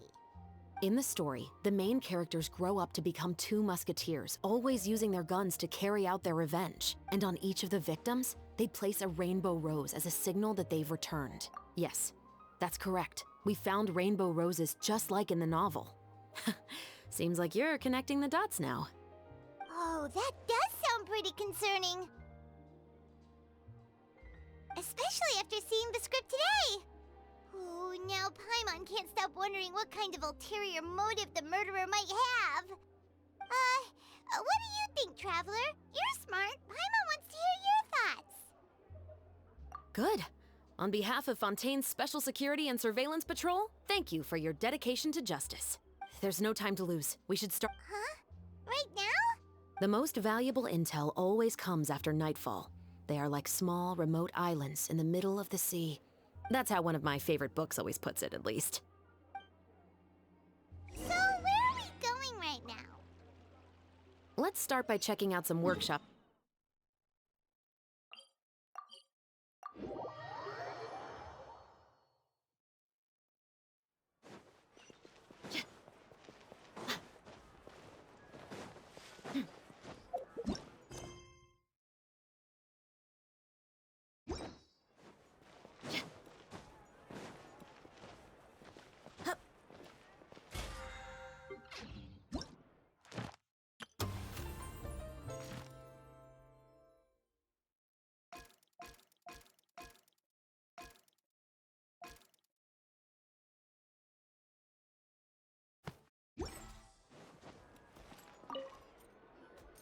Welcome to LeChaux's Clockwork Workshop. How can I help you? Hello. I'd like to know if anyone has purchased some special components lately. Special components? Sorry, could you be more specific? I mean the kind of components that aren't typically used for clockwork toys, but for firearms. Huh? For firearms? No, we don't sell those sort of things here. Don't misunderstand. I'm not here to cause any trouble. We are merely investigating a case, and we're hoping that you could cooperate. Well, to be completely honest, I'm not even sure what kind of components that would entail. Has anyone ever purchased components here as an individual rather than on behalf of an organization? We have a lot of customers who buy toys, but those who buy components are all regular customers who buy in bulk on behalf of their organization. Is that so? I understand. Thank you for your cooperation. You're welcome. It's the least I can do.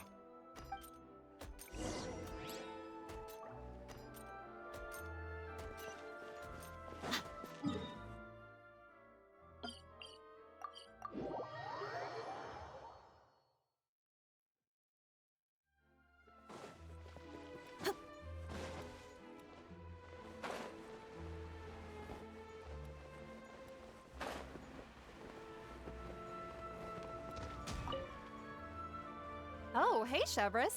Run out of oil for your musket again? Hello, Estelle. I want to know if anyone has come to your shop recently to order some firearm. Oh, is this another case? I don't think so. Some people have requested that I make some prop guns for the Fontanalia Film Festival, but I refused all of those requests. Oh? Why's that? Because there's no profit! I only make things here that can do some real heavy lifting. I don't have the energy to make some new molds just for the festival. Then, has anybody come specifically looking for mechanical components? Well, I usually sell off my scrap to the Fleuve Cendre. I don't typically give them to one specific person.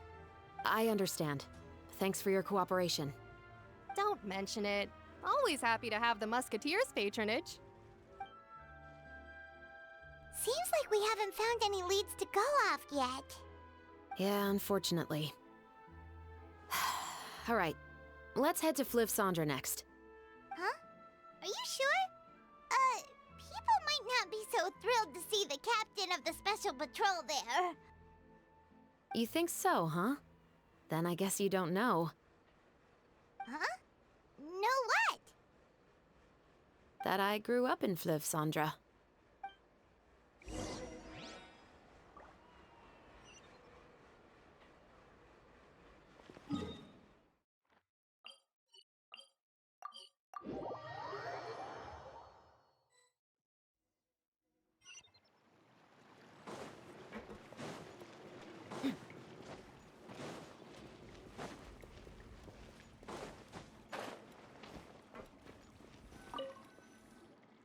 What's all this?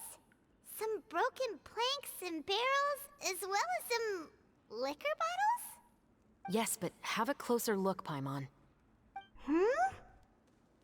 Even though somebody has purposefully tried to clean them up, these are obviously marks from musket bullets.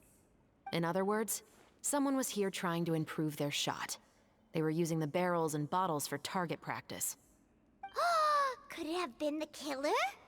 Your guess is as good as mine. Although many people at Fleuve Cendre own guns, few hide the fact from others. And even fewer would go to such lengths to hide markings from practice shots. Anyway, let's go.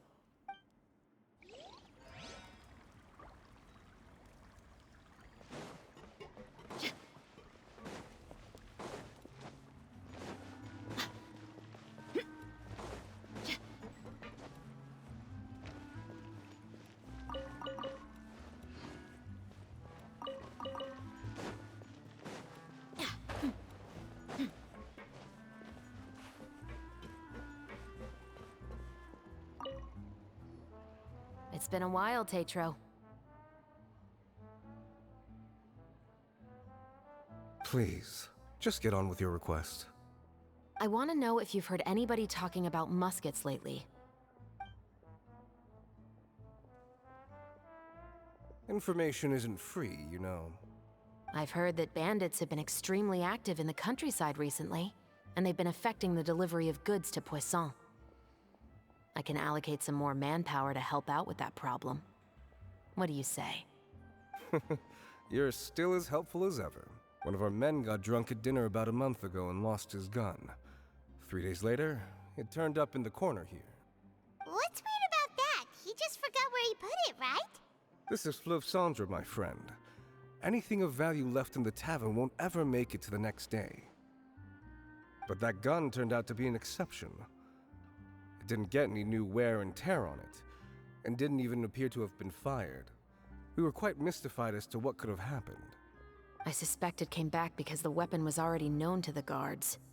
You mean, a criminal was afraid the Marechaussee Phantom would use the shot marks to track them down? Maybe.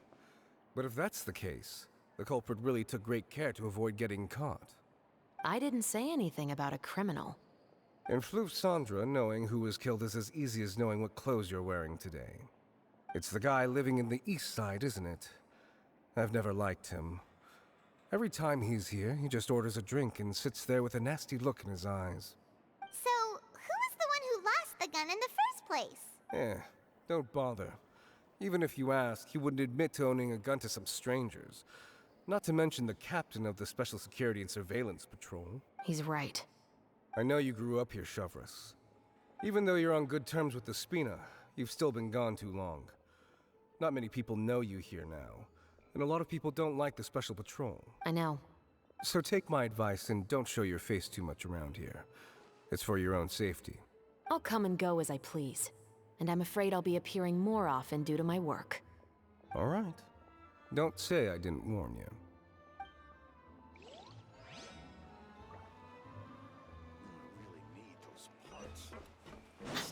Finally on the right path.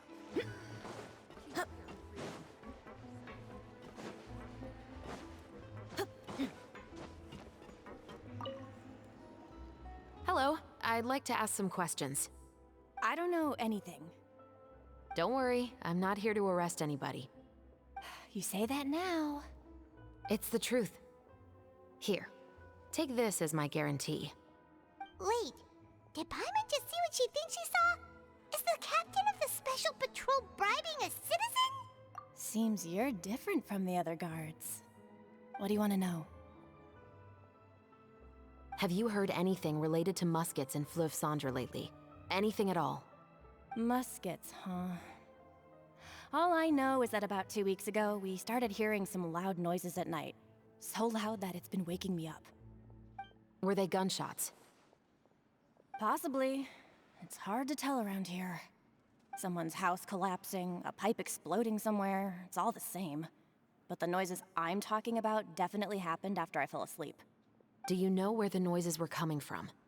I don't remember clearly. Is it that you don't remember, or that you need to think about it some more? You tell me. Then please, think about it some more. She's giving her even more, Mora! The noises came from the end of the Southern Waterway. I came out and had a look for myself when I wasn't sleeping well, but I didn't dare get too close. That's all I know. All right, I'll take your word for it. Thanks for the pat de fruits.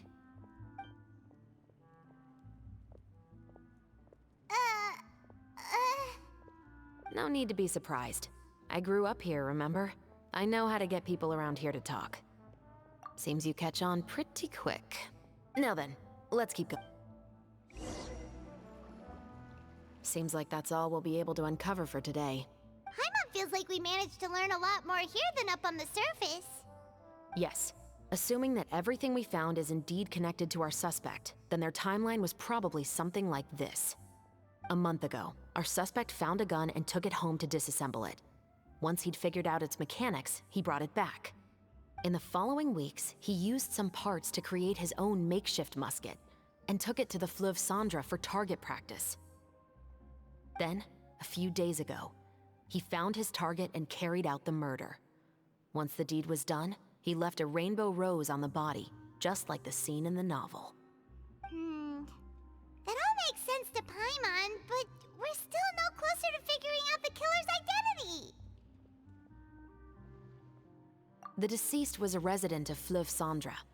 It's said that he was a poor, solitary man.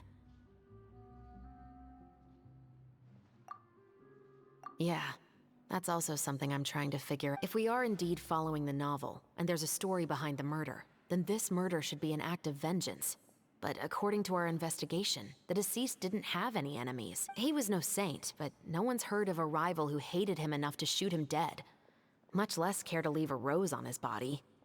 What message is the killer trying to convey, and to whom exactly? We've thoroughly investigated that possibility.